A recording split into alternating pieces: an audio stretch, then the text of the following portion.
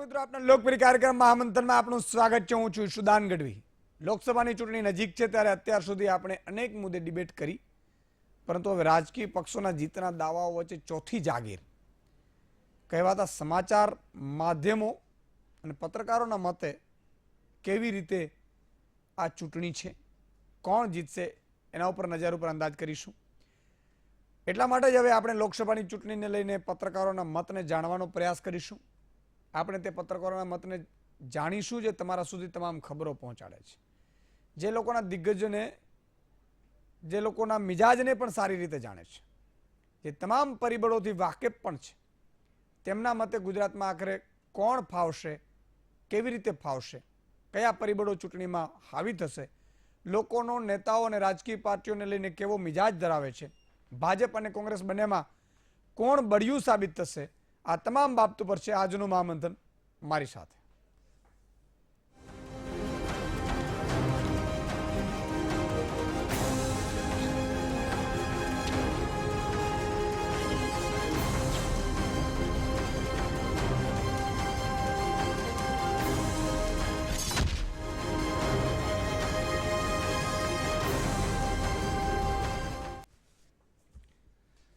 આજે તમને લાગતું હશે સુદાનભાઈ કેમ વહેલા આવી ગયા, આજે તો રવિવાર છે એવું લાગતું હશે, પણ આજે આપણે એટલા માટે 7:30થી મેં આયોજન કર્યું છે કે ઘણા બધા મહાનુભાવો હશે આપણી સાથે, સાથે સાથે પત્રકાર જગત શું ઈચ્છી રહી છે, એટલે 12-13 બેઠકનું આજે આપણે ચર્ચા કરીશું કે કોનું પલ્લું ભારે છે, એના શું કારણો છે, કેવી રીતે ભારે છે, આ તમામ પાસાઓ છે। 9:30 સુધી આપણે પ્રયાસ કરીશું કે ચાલે। સતત 2 કલાક આ મહાપોલ આપણે આજે કરવા જઈ રહ્યા છીએ કે જેમાં ત્યાંના સ્થાનિક પત્રકારો, અહીંના દિગ્ગજ પત્રકારો અને ભાજપ કોંગ્રેસના નેતાઓ। ભાજપ કોંગ્રેસના એટલા માટે કે તે લોકોને તો તક આપવી જ પડે, કારણ કે પાર્ટીઓ છે અને આપણે પણ ખબર છે કે બંને પોતપોતાના જ ગીતો ગાવાના હોય તો સ્વાભાવિક છે, જેના લગ્નમાં હોય એને ગીત ગાવા જ પડે, એટલે એ તો આપણે પણ ખબર છે, એમને પણ ખબર છે। અને હવે જે સ્થિતિ આખી થઈ છે, મને એક બીજો પણ વિચાર આવ્યો છે, કદાચ આવતીકાલે જો ડેટા આવી જશે તો આવતીકાલે કરીશું, અથવા તો પરમ દિવસે મહામંથન એવું કરવું છે અપક્ષો ઉપર મહામંથન, જે સાચી રીતે અને સારી રીતે લડે છે ને એના માટે તો કોઈ સાહેબ કોઈ સવાલ જ ના હોય। પણ મને ક્યારેક એવો વિચાર આવે, તમે વાતો કરતા હો, મારી પાસે મેસેજો આવે, પણ એ ટીવી સુધી છે ને કોઈ પહોંચ્યું નથી હજી સુધી, અથવા તો લોકો ડરે છે। હવે તમને ખબર છે ઈશુદાનભાઈ તો તમારું કફન લઈને નીકળ્યા છે, VTV ને બંને, ડરવાની તો કોઈ સવાલ જ નથી। એટલે આપણે એવી પણ ચર્ચા કરવી છે કે આ પક્ષોની શું ગેમ છે, ગેમ કઈ રીતે થાય, આ તમને થોડુંક હિન્ટ આપું એમ। માની લો કે તમે લડી રહ્યા છો, આ બાજુ હું લડી રહ્યો છું, એટલે મને લાગે કે તમે આ જ્ઞાતિના છો, આ પક્ષના છો, આ ધર્મના છો, એટલે હું શું કરું, અપક્ષોને થોડુંક માલ મલીદો આપી દઉં, મેવા, જેને આપણે ગુજરાતીમાં મેવા કહેશું। એ મેવા કેવા હોય, 5 લાખ હોય, 10 લાખ હોય, જેની જેવી હેસિયત, એ પ્રમાણે એને આપી દેવામાં આવે। એટલે એ આપી દઈએ ને એટલે એ શું કરે કે જે જ્ઞાતિ અથવા તો ધર્મના અથવા તો કોઈ પક્ષના એ 5-7 હજાર 10 હજાર વોટ લઈ જાય, એટલે હું મને લીડ જે જીત છે એ મને મળી જાય। આ રાજનીતિ છે ને બહુ ગંદી રાજનીતિ છે। હવે એમાં બધા પાપના ભાગીદાર બધા છે, જે ભાઈ ઊભા રહ્યા છે 5 લાખ રૂપિયા 10 લાખ રૂપિયા લઈને એ પણ પાપનો ભાગીદાર છે, જેણે ઊભો રાખ્યો છે, એટલે કે મેં રખાવડાવ્યો તો હું એટલા માટે કહું છું કે તમે સમજો એટલા માટે, તો હું પણ એ પાપનો ભાગીદાર બનું। એટલે આ જે આખી ગેંગ છે એ તમને મને ખબર નથી, તમે એનું કેવા છીએ, આપણી જ્ઞાતિનું છે, આપણો આગેવાન છે, મહેનત કરે। અચ્છા, કેટલાક પક્ષ ખૂબ સારા હોય, જે માણસ માત્ર ને માત્ર એવું થાય કે જનતાની મારે સેવા કરવી છે ને મારે મોકો નથી મળતો, એવા પક્ષ માટે તો આપણે કોઈ સવાલ જ નથી। પણ આ બીજી 13 જે 5-5, 10-10 લાખ રૂપિયા અને પછી એ 2000 વોટ લઈ જાય, 5000 વોટ, અને પછી સ્કોર્પિયો ગાડી છોડાવે, એ આ બીજી 13, એના ઉપર પણ મહામંથન કરવું છે. મેં કીધું કે રાજનીતિની સાહેબ એવી તાસીર લાવી છે, સાચા અને સારા ઈમાનદાર લોકો આવે, એવા લોકો આવે કે જે તમારું મારું માત્ર હિત ઈચ્છતા હોય. કેટલાક લોકો સારા હોય, ખૂબ ધનવાન હોય, પછી એને સેવા કરવાની ઈચ્છા થાય કે મારે સેવા પણ કરવી છે. ઘણા તો ફાઇલો પાસ કરાવવા માટે આવતા હોય, કંપનીઓની દલાલી જ કરતા હોય. બોલો, આ જે સ્થિતિ છે ને એ આપણે જડ મૂળથી ખતમ કરવી છે. અને ખતમ ક્યારે થશે? કે જ્યારે તમે એનું હું જાગૃત થશો, તમને એ ખબર પડશે, ઓળખતા થશે. ભલે સંપૂર્ણ તો ઓળખી ન શકાય, કારણ કે એક મનુષ્ય પ્રાણી એવો છે કે એને ઓળખવું બહુ અઘરું છે. કૂતરો હોય ને તો આપણે ખબર પડી જાય એની આંખ ઉપરથી કે આ કૂતરો હવે થોડો આપણા કંટ્રોલમાં નથી. પણ મનુષ્ય જેવો છે કે જે ખરેખર કંટ્રોલેબલ નથી. એવી મીઠી વાત કરે ને તમને એમ જ લાગે કે આ તો તમારા મારા સગા ભાઈથી વિશેષ છે, ને પાછળથી ખંજર આવે ત્યારે ખબર પડે કે આ તો વીંધી નાખ્યો ભાઈએ. જયચંદો અહીંયા પણ છે, અને એટલા માટે એના ઉપર પણ કરીશું. આજે જે બાબતો ઉપર ચર્ચા કરવી છે એ એવી છે, જો એ સંપૂર્ણ નથી, હું પેલા છત્તી માટે માફી માંગુ છું. આ એક પ્રિડિક્શન છે, કઈ બેઠક ઉપર કોણ જીતી શકે ને એવી સંભાવનાઓ છે. એ પોતે પત્રકારો પોતાના મતે એક વ્યક્ત કરે છે. ઘણી જગ્યાએ તમને ખબર હશે કે તમે પોતે વિચાર કરતા હશો કે આ બેઠક કોને જાય, ચાલો કોઈ સારો પત્રકાર છે ને પૂછી લો. અને પત્રકારોને થોડી બે બાજુ મળતા હોય એટલે એને ખબર હોય કોનો વાવડો છે, કોનું મત છે. એટલે આપણે વિચાર એવું કર્યું કે ચાલો ને આપણે પણ એક મહામંથન એવું કરીએ. 2 કરીશું કદાચ, હજી એ અડધી બેઠક રહી જશે એટલે પછી કરીશું. તો એ બેઠકો ઉપર કયા કારણો છે, કયા દાવેદારો છે ને શું મત છે પત્રકારોનું, અને મતમાં એમ કે આ ભાજપ જીતશે કે અહીંયા કોંગ્રેસ જીતશે તો માની નહીં લેવાનું. આપણે વીટીવી એ આ બાબતે સહમત નથી, પણ અથવા તો માની લો કે આ એક પ્રિડિક્શન છે, સંભાવના છે. જે ચર્ચા આખી કરવી જોઈએ એને અનુસંધાને છે.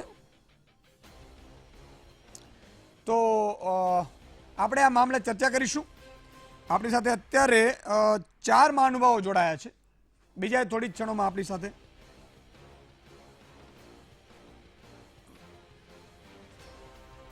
પાંચ મહાનુભાવો જોડાયા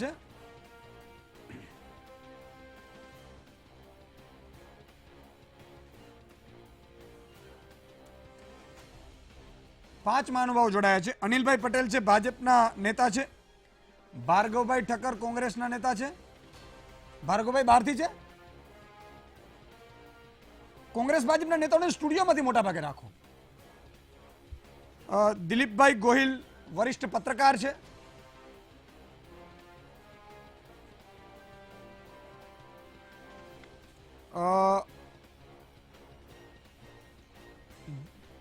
શૈલેષભાઈ પંડ્યા, સુનિલભાઈ જોશી, અચ્છા નરેશભાઈ વારિયા પણ આપણી સાથે જોડાયા છે. 3 પત્રકારો છે. અને ભાર્ગવભાઈ ઠક્કર થોડી ક્ષણોમાં આપણી સાથે જોડાય છે. ટોટલ 6 મહાનુભાવો અત્યારે આપણી સાથે જોડાયા છે. તમામનું હું સ્વાગત કરું છું. એક સુરતથી જોડાયા છે નરેશભાઈ છે, વડોદરાથી જોડાયા છે શૈલેષભાઈ છે, અને સુનિલભાઈ જોશી રાજકોટથી જોડાયા છે. એટલા માટે કે આપ તમામને ત્યાંનો પણ એક મત તમને ખબર પડે અને અહીંની પણ ખબર પડે. અને ભાજપ કોંગ્રેસના 2 નેતાઓ જોડાયા છે. તો ચર્ચાને આગળ વધારીશું. શરૂઆત દિલીપભાઈ આપનાથી કરીશ કે આજે આપણે કેટલીક બેઠકોની આપણે ચર્ચા કરવી છે. મારા હાથમાં અત્યારે લિસ્ટ છે, એમાં અમદાવાદ પશ્ચિમ બેઠક છે, ગાંધીનગર છે, અમદાવાદ પૂર્વ છે. આ 3 બેઠક અત્યારે આપણે ચર્ચા કરીએ. પછી મહેસાણા, સાબરકાંઠા અને વલસાડ ને આણંદ છે, એ 1 બાય 1 હું પૂછતો રહીશ. પાટણ છે, બનાસકાંઠા છે, બારડોલી છે.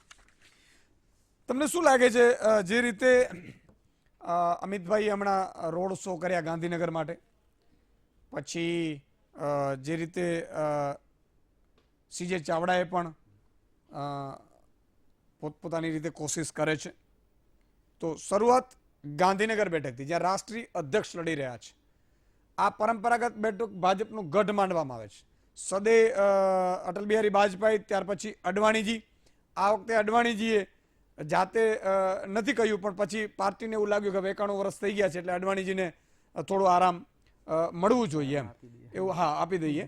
અને પાર્ટી આમ ભાજપ બહુ ડિસિપ્લિનરી પાર્ટી છે એટલે આમ બહાર ન આવે, પણ એ આરામ અપાઈ ગયું. અને અમિતભાઈ શાહ પોતે રાષ્ટ્રીય અધ્યક્ષ છે અને આ પરંપરાગત છે. હવે અમિતભાઈ છે તો અમિતભાઈ પછી એ ચાલતી રહેશે, અમિતભાઈની પરંપરાગત બેઠક.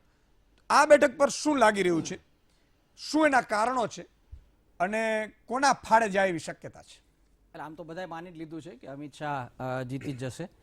અને અડવાણીને કોઈ કહેવા નહોતું ગયું. એવું કહેવાય છે કે રામલાલ જે મંત્રી છે ભાજપના, એ બધાએ મળી આવ્યા તેને એવું કહ્યું કે તમે સ્વયં જાહેરાત કરી દો, અમારે લડવું નથી. એટલે પછી કદાચ એને કારણે જ બ્લોગ લખવો પડ્યો હશે કે સૌથી પહેલાં રાષ્ટ્ર, સૌથી પછી પક્ષ અને પછી વ્યક્તિ. એમણે પોતાને મૂક્યા છેલ્લે. પણ હવે એમને ના પાડવી હોય, એવા દિગ્ગજ નેતા હતા કે તમારે એને ના પાડવી હોય તો એની જગ્યાએ તમારા અમિતભાઈ જેવું જ કોઈક મહત્વનું કે મોટું નામ જોઈએ. એટલે આમ તો અડવાણી યુગ કેવા છે કે કેમ ભાજપમાં ક્યારેય એ નક્કી નથી, પણ ચાલો ને અત્યારે આપણે માની લઈએ કે અડવાણી યુગ હશે તો એનો સત્તાવાર રીતે આ સાથે અંત પણ આવી ગયો. ગયા વખતે માર્ગદર્શન મંડળમાં મૂક્યા ત્યારે હતા, પણ હજી સંસદ સભ્ય હતા ને એક આશા હતી કે કદાચ એમને ટિકિટ પણ મળે. પણ હવે એ મુદ્દો એટલો બધો મહત્વનો નથી, કારણ કે માણસે નિવૃત્ત બી થઈ જવું જોઈએ. રાજકારણમાં થતા નથી, કાં તો હારી જાય છે કાં તો પક્ષ કાઢી મૂકે છે, એટલે મૂળ મુશ્કેલી એ છે થઈ જવું. પણ હવે રાજકારણમાં કોઈ નિવૃત્ત થતું નથી એટલે પછી આ કરવું પડે છે. એ એમને તક હતી માનભે નિવૃત્ત થવાની. હવે બીજી મહત્વની વાત આપણે જાણીએ છીએ બધા કે અડવાણી રાષ્ટ્રીય નેતા હતા, એને કારણે અહીંની બેઠકની વ્યવસ્થા ભાજપના સંગઠનના હાથમાં હતી અને મુખ્યત્વે અમિતભાઈના હાથમાં હતી. અમિતભાઈ આ બેઠકો પર મહેનત કરતા રહ્યા છે. આ વિસ્તાર એમનો જાણીતો છે. એમણે પોતે યાદ કર્યું હતું રોડ શો પછી કે આ જ સંઘવી હાઈસ્કૂલના બૂથમાં મેં કામ કરી અને શરૂઆત કરી હતી. પોતે લડ્યા, એક સરખેજ હતી સીમાંકન પહેલાં, અને પછી નારણપુરા થઈ સીમાંકન પછી બેઠકોના નામો બદલાયા. એનો મતલબ એ થયો કે આ બેઠક અને આ વિસ્તારથી અહીંના મતદારોથી સંપૂર્ણપણે પરિચિત છે અને એને કારણે એમને માટે આ કંઈ નવું નથી. પણ હવે મજાની વાત એ છે કે આ વખતે એ હંમેશા અડવાણીને જીતાડતા હતા. આ વખતે અમિતભાઈને જીતાડવાની જવાબદારી ભાજપના સંગઠન, સ્થાનિક સંગઠન ઉપર આપી છે અને કરશે, કારણ કે એમણે જે મોરચા ખોલ્યા છે પૂર્વ ભારતમાં ત્યાં પણ એમણે જવાનું છે. પણ મને લાગે છે આ વખતે કોંગ્રેસે ઉમેદવાર પસંદ કર્યો એને કારણે થોડીક ઇન્ટરેસ્ટિંગ બનાવી છે ચર્ચા. સ્થાનિક ઉમેદવારને આપ્યા છે ને થોડાક જાણકારો અને થોડાક ચર્ચામાં આવી શકે એવા આપ્યા છે. કારણ કે આમ સેમી અર્બન અથવા સેમી રૂરલ આપણે એરિયા કહો, સાણંદ અને કલોલ અને ગાંધીનગરનો, એ વિસ્તારના એ થોડા વધારે, અને જ્યાં કોંગ્રેસના કોર વોટર્સ હજી પણ બચ્યા છે ઘણા બધા, એમાં કામ કરી શકે એવા સીજે ચાવડાને આપ્યું છે. અને મજાની વાત છે કે આ ખાતું ખોલ્યું હતું એ હતા શંકરસિંહ વાઘેલા, ગાંધીનગરનું ખાતું બીજેપીને ખોલી આપ્યું. સીજે ચાવડા એ વખતથી એમની સાથે મનાતા હતા. એટલા પૂરતી થોડીક કહેવાય, કારણ કે કોંગ્રેસ અહીં જે ભૂતકાળમાં પ્રયોગ કર્યા તે TN શેષનને આપી અથવા તો રાજેશ ખન્નાને આપી, PK દત્તાને પણ આપી હતી, આમ ગુજરાતી અને આમ ગુજરાતી નહીં. એને કારણે એક થોડું નામ મોટું એટલે ફાઇટ જેવું થાય, પણ જીતવાની બહુ શક્યતા ન હોય. આ વખતે બી એટલે જીતવાની શક્યતા ન હોવા છતાં એ રાજેશ ખન્ના અને TN શેષન કરતા આ ફાઇટ થોડીક અલગ છે એવું આપણે કહી શકીએ. અચ્છા, બિલકુલ. એટલે શક્યતા છે અમિતભાઈની વધી જાય છે એવું મત છે. બિલકુલ, અમિતભાઈની શક્યતા વધી જાય છે.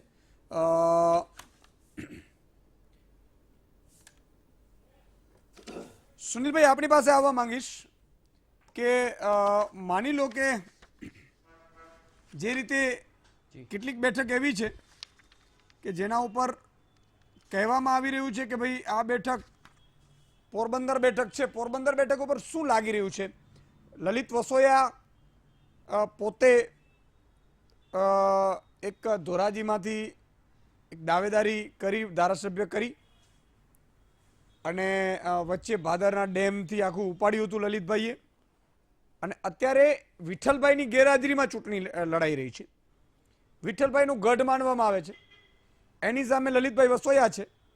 અને સાથે જે રીતે પોરબંદર બેઠક ઉપર આખી સમીકરણો રચાયા છે, કારણ કે જયેશભાઈ રાદડિયા એ ટિકિટ માંગી હતી પરિવાર માટે, પછી ન આપી, પછી પ્રેસ કોન્ફરન્સ કરી હતી કે અમે બધાએ રમેશભાઈ સાથે છીએ.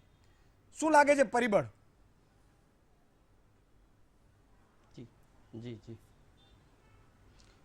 બહુ જ ઇન્ટરેસ્ટિંગ પોરબંદરની બેઠક થશે. સૌરાષ્ટ્રનું તમે વિધાનસભાથી આખું ચિત્ર જુઓ ને તો ગત વિધાનસભામાં રાજકોટ જે વિધાનસભા છે એમાં ગોંડલ બેઠક છે એ વિસ્તારથી રમેશભાઈ તડુક છે એ આવે છે અને એ સક્રિય રાજકારણમાં નહોતા પણ પડદા પાછળના રાજકારણમાં અને સેવાભાવી વ્યક્તિ તરીકે કામ કરે છે. પોતે ઇન્ડસ્ટ્રીયાલિસ્ટ છે અને બંને લેવા પટેલ છે. ભારતીય જનતા પાર્ટીના ઉમેદવાર છે રમેશભાઈ ધડુક છે એ પણ લેવા પટેલ છે અને સામે લલિતભાઈ વસોયા પણ એ જ જ્ઞાતિમાંથી આવે છે.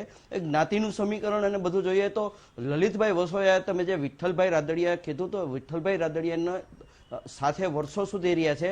અમને એમની ચૂંટણીનું સંચાલન એમણે કરેલું છે એટલે એ માણસ ધારાસભ્ય તરીકે પણ પાસના ટેકાથી એક ધોરાજી બેઠક ઉપરથી જીતી ચૂકેલા છે અને ખૂબ જ નીવડેલા રાજકારણી છે. તમે જે ભાદરના આંદોલનનું કીધું એમણે અર્ધનગ્ન અવસ્થામાં ભાદર ખાતે જઈને જે આંદોલન કર્યું હતું પ્રદૂષિત પાણીના મામલે, ત્યાં વર્ષોથી પ્રદૂષિત પાણીનો મામલો છે. એક આંદોલન નથી, એમને કોંગ્રેસ પાર્ટીએ ખૂબ જ આશ્ચર્યજનક રીતે એને ચૂંટણી પહેલા 1 મહિના પહેલા કહી દીધું હતું કે તમે અહીંયા તૈયારી કરી દો અને તમારે અહીંથી ચૂંટણી લડવાની છે. તો એમણે એક પ્રવાસ પણ આખો એમના મત વિસ્તારનો પૂરો કરી લીધો છે. હવે જે રાદડિયા પરિવારની વાત કરી તો જયેશભાઈ રાદડિયા છે પોતે કેબિનેટ મંત્રી છે અને જે આંતરિક વર્તુળોનું કહેવું એમ છે કે જયેશભાઈ રાદડિયાને કેબિનેટ મંત્રી અને રાજ્ય કક્ષાનું રાજકારણ છોડી અને લોકસભાની સીટ નહોતી લડવી અને ભારતીય જનતા પાર્ટી એવું ઈચ્છતી હતી કે જો જયેશભાઈ રાદડિયા લડે તો આ બેઠક એમને આપવી, અન્યથા એમના પરિવારને આ બેઠક ન મળી શકે તો પાર્ટી કોઈ પણને લડાવશે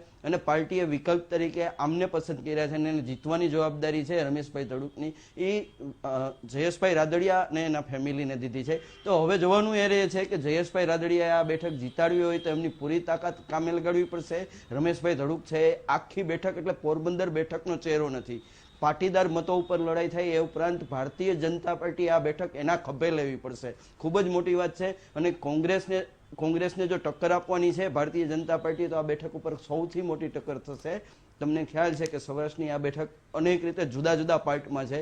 ગોંડલથી જે પાર્ટ શરૂ થાય છે ત્યાં ક્ષત્રિય અને લેવા પટેલોનું છે. આગળ ધોરાજી જે વિસ્તાર આવે છે પોરબંદર સુધીનો એટલે કે ઉપલેટા સુધીનો વિસ્તાર ત્યાં પાટીદારોનું પ્રભુત્વ છે. પછી ત્યાં ખારવા મેર એ પોરબંદર સાઈડના રાણાઓના ને એ મઠ છે. એટલે ખૂબ જ એકદમ કોકટેલ આખું છે અને આ બેઠક છે એ છેલ્લે સુધી પ્રેડિક્ટ નહીં કરી શકાય એવું થશે. એકચ્યુઅલી એક બાજુ છે ભારતીય જનતા પાર્ટીનો નેટવર્ક છે અને એક બાજુ સબળ ઉમેદવાર કોંગ્રેસનો છે અને કોંગ્રેસની આઈડિયોલોજી છે અને ધારાસભ્ય હોવાનો એમને ફાયદો છે. ત્યારે આ બેઠક એવું કહી શકાય કે ભાજપ માટે પડકાર છે.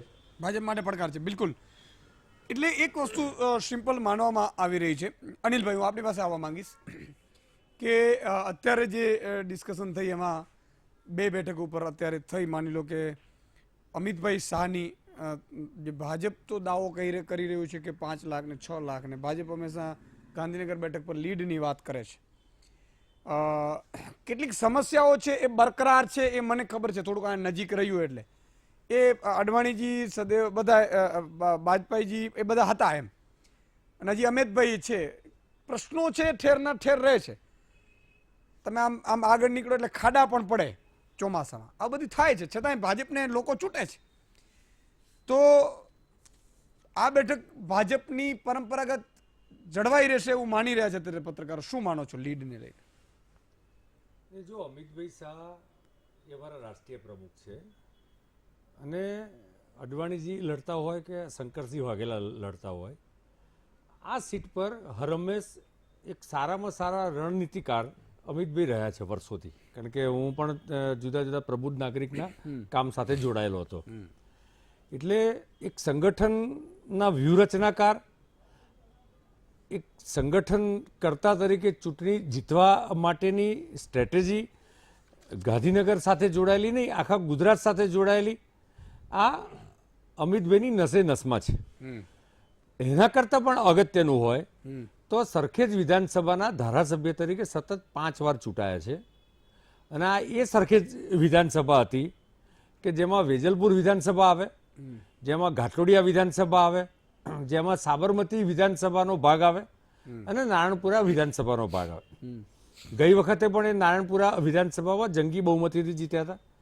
એટલે કુલ મળીને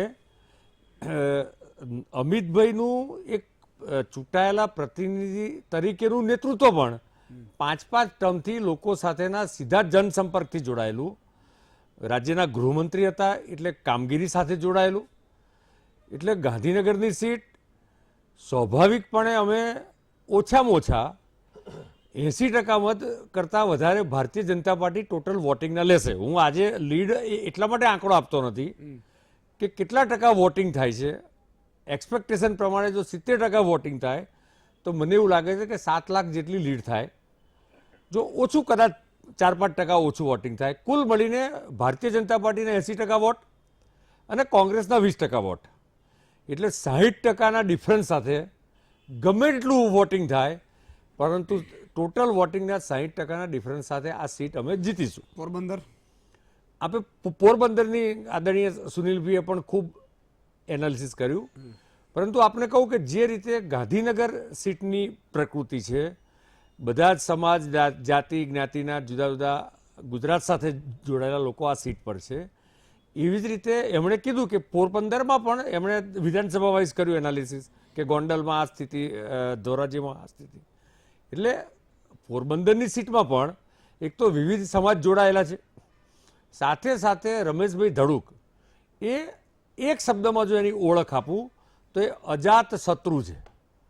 અને જે રીતે એક સક્રિય રાજનીતિમાં પણ પડદા પાછળ રહીને મેન બિહાઇન્ડ ધ કર્ટેન જે રીતે એમણે સામાજિક સંગઠનોમાં સેવાભાવી કામો કર્યા છે, અને જરૂરી નહીં કે પાટીદાર સમાજના, કોઈ પણ સમાજના, ક્ષત્રિય સમાજ હોય, આહિર સમાજ હોય, ખારવા સમાજ હોય, આ બધા જ સમાજના સામાજિક ધાર્મિક મેળાવડા, એમાં સ્પોન્સરશિપ એટલે ભામાસા તરીકે પણ કોઈ પણ પ્રકારની રાજકીય અપેક્ષા વિના, રૂપિયાવાળાની વાત કરો એટલે રાજકીય અપેક્ષા વિના થયેલા કામ છે. સાથે સાથે લોકસભાની ચૂંટણીઓ ઈસુદાનભાઈ એ રાષ્ટ્રીય નેતૃત્વ, વડાપ્રધાનના કેન્ડિડેટ કોણ છે એના આધારે લડાતી હોય છે. જે રીતે નરેન્દ્રભાઈનું નેતૃત્વ, નેતા તરીકે એમની નિયત, જે રીતે નરેન્દ્રભાઈના આ 5 વર્ષના વહીવટમાં, 30 સેકન્ડમાં હું પૂરું કરું, લગભગ બધી સીટ માટે આવશે વિષય, જે રીતે ક્લેરિટી ઓફ થોટ્સ, ક્લીન વહીવટ, કરપ્શન ફ્રી વહીવટ, એક કમિટમેન્ટ સાથે કામગીરી અને જનતા સાથેનું આખા હિન્દુસ્તાનમાં કોમ્યુનિકેશન, જે સંવાદ સાથે જુદા જુદા માધ્યમો દ્વારા એમણે આ સતત 5 વર્ષ જે વિકાસની રાજનીતિ અને એવો વિકાસ કે જે રાષ્ટ્રવાદ સાથે જોડાયેલો હોય, એના કારણે એકલું પોરબંદર નહીં, ગુજરાતની 26 સીટો ભારતીય જનતા પાર્ટી જીતવાની છે. મને શું કહેવાય, આનંદ એ વાતનો થયો કે તમે અહીંયા એવું સ્વીકાર્યું કે અમિતભાઈ લીડથી સારી જીતશે, અને ત્યાં રમેશભાઈની વાત આવી ત્યારે નરેન્દ્રભાઈનો ચહેરો તમે આગળ ધરી દીધો. આ સારી વાત છે આમ, કારણ કે તમે એમ કહ્યું કે ભાઈ બધા બેઠકો ઉપર આવશે, એટલે હું એ જ વિચાર કરું છું. લીડ હંમેશા ઈસુદાનભાઈ પર્સન્ટેજ ઓફ વોટિંગના આધારે આવે. નહીં, એ નહીં, હું ત્યાં તમને 70-30 કહું છું. નહીં, હું લીડની વાત નથી કરતો. અહીંયા અમિતભાઈ છે, પણ ત્યાં રમેશભાઈ છે, એટલે રમેશભાઈ નહીં, એ નરેન્દ્રભાઈના ચહેરાથી જીતશે. ગુજરાતની 26 સીટમાં નરેન્દ્રભાઈનો ચહેરો છે, નરેન્દ્રભાઈની એનડીએ સરકારની કામગીરી છે, અને અમિતભાઈ શાહના નેતૃત્વમાં સંગઠનની તાકાત છે. તમે જો, અમારે તો કાર્યાલયો ખુલી ગયા, અમારી જાહેર સભાઓ થઈ ગઈ, અમારા આજે કોંગ્રેસ એમાં નબળી છે કાર્યાલયોમાં, સમસ્યાઓમાં તો તમે હજી પણ સમસ્યાઓ એવી જ છે. કોંગ્રેસ નબળી છે, એના પ્રચાર માધ્યમોનો કાર્યકર્તાઓ બૂથમાં ઘેર ઘર ઘર સંપર્ક અભિયાન અમારો આ 3જો તબક્કો ચાલુ થયો. પણ ચૂંટણી ટાણે જ કરો છો, તકલીફ એ પડે. 1 વર્ષમાં 3જો તબક્કો ઈસુદાનભાઈ. અમારે તો 2017 પછી પણ ઘર સંપર્ક અભિયાન અમે કર્યું છે. ઓકે, 2017 ચૂંટણી પહેલા પણ થયું છે. ઓકે, એક નાનકડો વિરામ લઈ લઉં. વિરામ બાદ એક વધુ મહાનુભાવ પણ આપણી સાથે જોડાશે, જનકભાઈ પુરોહિત પણ જોડાશે. વિરામ બાદ તુરંત મળીએ. મિત્રો, ફરીથી આપનું સ્વાગત છે. મને ખબર છે 8 વાગ્યા વાળા બધા હવે જોડાણા હશે, પણ 7:30 થી આજે ચાલુ કર્યું છે, કારણ કે આજે બહુ લાંબી ડિબેટ મહામંથન થવાનું. તમે ઘણી વખત કહો છો ને ઈસુદાનભાઈ ટાઈમ વધારો, મેં નક્કી કર્યું આજે રવિવાર ટાઈમ વધારી દઈએ, પણ 9 વાગ્યા સુધી ચાલે, 9:30 સુધી ખેંચીશું, કાંઈ ચિંતા નહીં. ભાર્ગવભાઈ, તમારી પાસે આવવા માંગીશ કે જે રીતે હમણાં બેઠકની 2ની ચર્ચા થઈ, એમાં પોરબંદર તો 50-50 કહે છે, પરંતુ ગાંધીનગર ભાજપ તો એવું વિચારી રહી છે કે અમે 80% એટલે કે 80% મત એટલે કે મોટા ભાગની લીડથી જીતીશું, હારવાની તો વાત જ નથી. ચોક્કસ એક વાત છે કે ગાંધીનગરની બેઠક વર્ષોથી ભાજપનો ગઢ રહી છે, પણ આ વખતે અમારા ઉમેદવાર છે ગાંધીનગરમાં ડૉક્ટર CJ ચાવડા, ખૂબ શિક્ષિત ઉમેદવાર છે, ગાંધીનગરના ધારાસભ્ય છે, અને અમારી પાસે 7માંથી 2 વિધાનસભા તો અમારી પાસે છે, કલોલ અને ગાંધીનગર ઉત્તર બંને, કે જેમાં બંને અમારા મજબૂત ધારાસભ્યો છે. અને સાણંદમાં પણ કટોકટ જેવી પરિસ્થિતિ છે. હવે અમારે જે ફોકસ કરવાનું છે ખાસ અમદાવાદની 4 બેઠકો પર ફોકસ કરવાનું છે, કે ત્યાંથી અમે મેક્સિમમ જે માઇનસ અમને વિધાનસભામાં થયું હતું એ અમે કઈ રીતે કરી શકીએ, એના ઉપર અત્યારે અમારું કમ્પ્લીટ ફોકસ એના ઉપર છે કે અમદાવાદમાંથી અમે જેટલી બને એટલી લીડ માઇનસ કરીને કાપી શકીએ, અને અમે આ ચૂંટણીમાં પરિણામ લાવીને બતાવીશું. અમને પાકો વિશ્વાસ છે કે અમે જે રીતે પ્લાનિંગ કરી રહ્યા છીએ, જે રીતે ફોર્મ ભરવાના દિવસે જે મોટી 7 કિલોમીટર લાંબી રેલી હતી અને 2250 ગાડીઓનો કાફલો હતો, અને લોકોનો જે ઉત્સાહ હતો CJ ચાવડા માટેનો, એ ઉત્સાહ જોતા ચોક્કસ એવું લાગે છે કે હું એમ નથી કહેતો કે આ સીટ અમે વન વે જીતી, એવી કોઈ વાતો નથી કરતો, ખોટી વાતનો કોઈ મતલબ નથી, પણ ચોક્કસ અમે એ સીટ ઉપર કટોકટ કાંટાની ટક્કર આપીશું અને કચકચાઈની સીટ ઉપર લડીશું, અને અમે એમાં સારું પરિણામ લાવવાની અમે આશા રાખીએ છીએ. બીજી વાત પોરબંદરની. પોરબંદરમાં અમારા ધારાસભ્ય ચાલુ જે છે લલિત વસોયા, ખૂબ મજબૂત ધારાસભ્ય છે, ખૂબ લોકપ્રિય માણસ છે, અને ત્યાં આગળ જે વિઠ્ઠલભાઈ રાદડિયાના જે ફેમિલીને ટિકિટ આપવાનું જે હતું કે જયેશભાઈના ભાઈની કે એની કે જે વાત હતી એ નથી અપાયાથી, ભલે જયેશભાઈ ગમે તે કહેતા હોય, પણ અંદર ખાને આ વસ્તુનો ઇસ્યુ એમના અંદર રહેવાનો. અને બીજી વસ્તુ કે અમારા જે ધારાસભ્ય છે એ ખૂબ મજબૂત છે અને ખૂબ એક્ટિવ છે, અને ત્યાંની પબ્લિક પણ એ ઈચ્છી રહી છે કે લલિત વસોયાને જીતાડે, એટલે એ સીટ તો અમે 100% જીતીશું, અને ગાંધીનગરની સીટ ઉપર અમે કાંટાની ટક્કર આપીશું. ઓકે, શૈલેષભાઈ પંડ્યા પણ આપણી સાથે છે, વડોદરાથી પત્રકાર જોડાયા છે. શૈલેષભાઈ, આણંદ બેઠક ઉપરની જો અત્યારે ચર્ચા કરીએ તો આણંદ બેઠક પર ભરતસિંહ સોલંકી મેદાને ઉતર્યા છે. ગયા વખતે તો ભરતભાઈ પણ મોદી વેવના કારણે મને લાગે છે કે ઘરે બેસી ગયા હતા, અને પછી એમણે કોશિશ પાછું બેઠું થવાની કરી. એ કોંગ્રેસના અધ્યક્ષ પણ હતા, અને મારે આમ તો સાચું કહેવામાં તો કંઈ વાંધો નથી. કોંગ્રેસના અધ્યક્ષો જ્યારે ડિસેમ્બરની ચૂંટણી આવે એટલે જે પણ અધ્યક્ષો આવે એટલે પછી જ્યારે ડિસેમ્બરની ચૂંટણીના પરિણામ આવે ને ત્યારે પછી રાજીનામા મોકલી દે. આ એ લોકોની પરંપરાગત છેલ્લા હું ઘણા વર્ષોથી જોઈ રહ્યો છું. તકલીફ એ છે કે ચૂંટણી દરેક વખતે હારે જ છે, એટલે કોંગ્રેસના નેતાઓને કદાચ મને લાગે છે એના નેતાઓ જ હરાવે છે. એમાંય એ હવે ઊંડાણપૂર્વક તપાસ કરશે, કારણ કે થોડુંક વિશ્લેષક તરીકે આપણે થોડી ખબર પડે. પણ એક વાત છે કે એ લોકો પોતે લડતા હોય તો એવા દમદારથી લડે કે પોતે જીતી જાય. તમે રાજ્યસભાની ટક્કર કેવી હતી? કાંટાની ટક્કર. અમિતભાઈ બેસી ગયા હતા, પણ એમાંય ચાણક્ય સાબિત થયા અહેમદભાઈ પટેલ. ભરતભાઈ સોલંકી પણ આ વખતે એવી કોશિશ કરી રહ્યા છે કે પોતે બાજી મારી જશે. શું લાગી રહ્યું છે આખું ચિત્ર?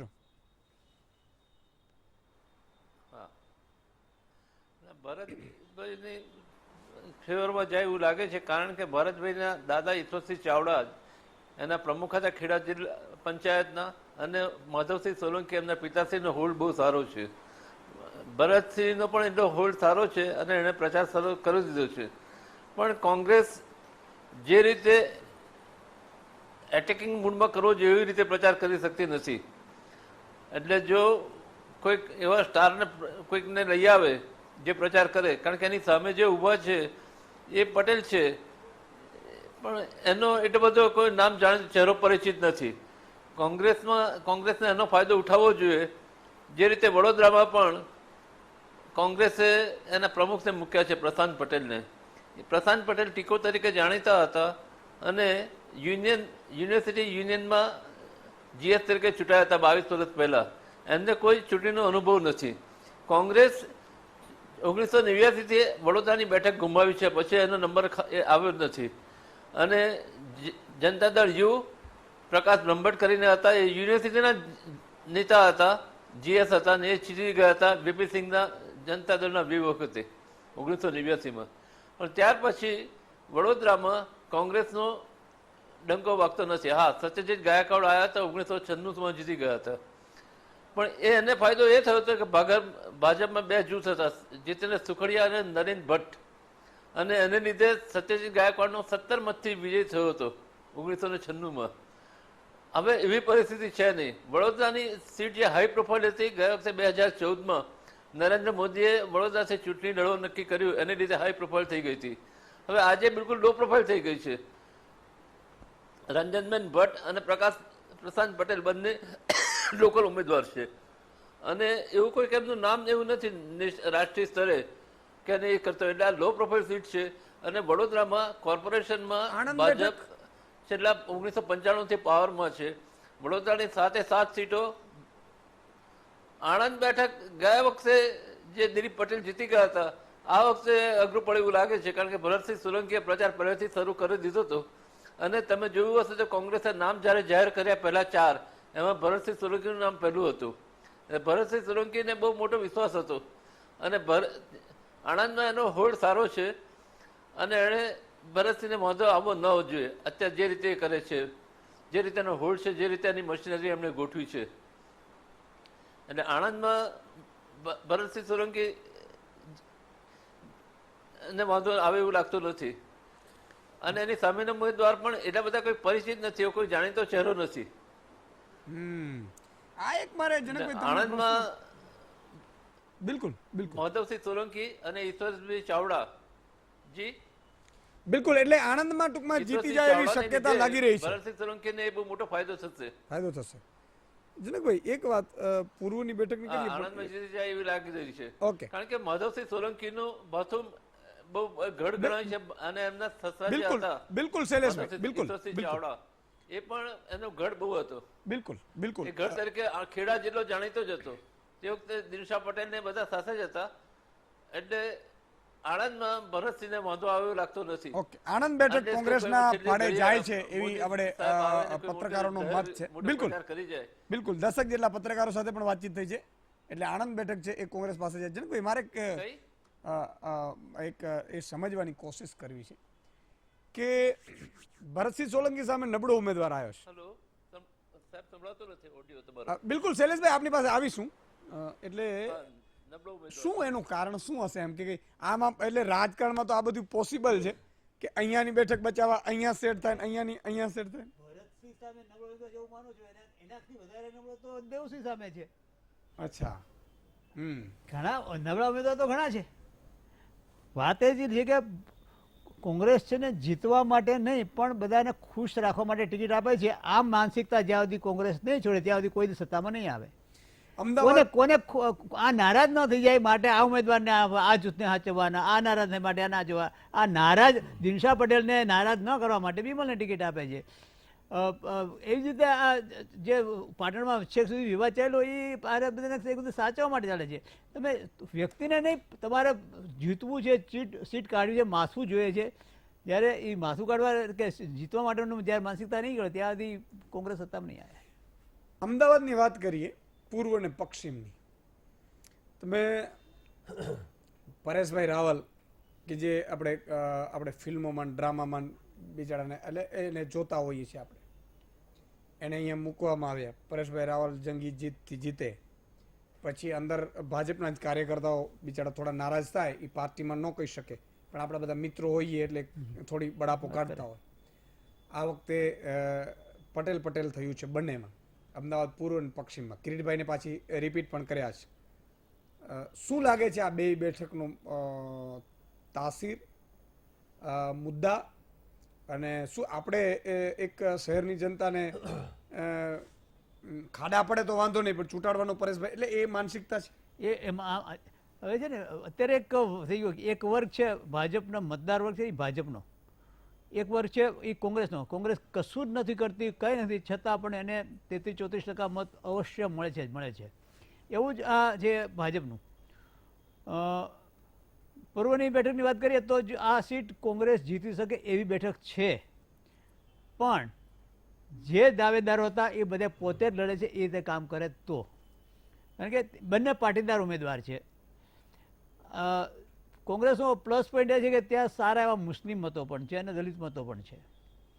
સાથે હિન્દી ભાષામાં 2 ભાગ પડે, પાટીદારમાં 2 ભાગ પડે. તો આ વર્ગ છે એને જો સરખી રીતે કોંગ્રેસ આયોજનબદ્ધ રીતે લડે અને પૂરતું મતદાન કરાવે, બૂથ લેવલ મેનેજમેન્ટ કરે તો કોંગ્રેસ માટે આ બેઠક સારી છે. પણ એવું અત્યારે ચિત્ર દેખાતું નથી. એટલે જે દાવેદારો હતા એ પણ એ- હવે એને કાપી નાખ્યા એટલે એટલે પોતાને ટિકિટ મળી હોય ને જે પ્રકારે એને ફોર્સફુલી લડવું જોઈએ બીજા ઉમેદવાર માટે એ નથી લડતા કોંગ્રેસમાં, અને કોંગ્રેસમાં કોઈને ડર પણ નથી. એમાં જો હું કામ નહીં કરું અથવા તો સામે કામ કરીશ તો મને કઈ કરી મૂકશે એ કોઈને ડર નથી કોંગ્રેસમાં. એ વાત તમે છે ને મને એક વચ્ચે યાદ આવી ગઈ, બધાને મજા આવે એવી વાત છે દિલીપભાઈ. જવાહર ચાવડાનો જ્યારે ભાજપમાં એ જોડાયા અને 12 વાગે મારા એક રિપોર્ટર ત્યાંથી ઇન્ટરવ્યૂ કરી રહ્યા હતા રાજેન્દ્ર, તો જવાહરભાઈને પૂછ્યું કે જવાહરભાઈ હમણાં તમે શપથ લેવાના છો મંત્રી પદના? તો જવાહરભાઈ જે માણસ જે પોતે કેબિનેટ મંત્રી તરીકેનો દરજાની જેમ જીવે છે, જે માણસે કોઈની સાડાબારી નથી રાખી, જે માણસનો જુનાગઢમાં એવો દબદબો હતો, પેથલજી ચાવડાનો સુપુત્ર છે, એ જવાહર ચાવડા ભાજપના ખેસ પહેર્યા પછી એવું કહે છે કે મને ખબર નથી, મને ખબર નથી, કંઈક હશે એમ. 12 વાગે થાય છે ને 1 વાગે તો શપથ લે છે, એટલે એમ તો એનો પરિવાર આ તે બધા ગોઠવાઈ ગયા હોય. એટલે તમે વાત સાચી કહો છો, કોંગ્રેસનો ડર નથી, ભાજપમાં ડર છે. એટલે કોઈ હરાવો જીતવા માટે કામ કરી પણ હરાવવા માટે કોઈ કામ કરી શકતું નથી, જાહેરમાંથી કરી શકતું. ભલે હજી અત્યારની જે સિસ્ટમ છે એમાં તમે પોતે આરે ઉમેદવારી ફરે એના કાર્યકર્તાઓ બીજા હોય, આ બધું ભાજપમાં ચાલતું હોય છે, અત્યારે ચાલે છે, પોરબંદરમાં એવું જ ચાલે છે બધું. પણ ભાજપમાં એક સામે, જ્યારે કોંગ્રેસમાં તો સામે ચાલીને ઘેર બેસી જાય છે, વિરુદ્ધમાં પ્રચાર કરે છે, પત્રિકાઓ બહાર પાડે છે, આ બધી કરે છે, એ કોંગ્રેસમાં થઈ શકે છે. એટલે પૂર્વની બેઠક કોંગ્રેસ માટે સારી હોવા છતાં ભાજપની 16 બેઠકો એ રીતે ભાજપ લડે છે. પશ્ચિમમાં એ ભાજપની 16 બેઠક હું માનું છું કે ત્યાં ભાજપ કોઈ પણ ઉમેદવારને મૂકે છે તો પણ જીતે, એટલા માટે કે કોંગ્રેસની જે 3 વિધાનસભા છે એની જે લીડ છે એ, અને ભાજપ પાસે જે સીટો છે એની લીડ એટલો મોટો ગેપ છે કે એ કોંગ્રેસ ક્યારે પણ એ લીડને તોડી ના શકે. અમરાઈવાડી બેઠકની લીડ છે, મણિનગર બેઠકની લીડ છે કે અસારવાની લીડ છે, આ લીડને કોંગ્રેસ ક્યારે એટલી ઓછી કરી ન શકે કે જેને કારણે આ બેઠક છે એ ભાજપની 16 સીટ બેઠક છે. કોંગ્રેસ ગયેલા પ્રયત્નો કરે તો પણ એ થોડો દેખાવ સારો કરી શકે પણ જીત મેળવી ના શકે. નરેશભાઈ વરિયા પણ છે. નરેશભાઈ, નવસારી બેઠક ઉપર શું લાગી રહ્યું છે? જે રીતે નવસારી બેઠક પર CR પાટીલને રિપીટ કર્યા છે, જ્યારે ધર્મેશ પટેલને ઉતારવામાં આવ્યા છે, શું માની રહ્યા છો?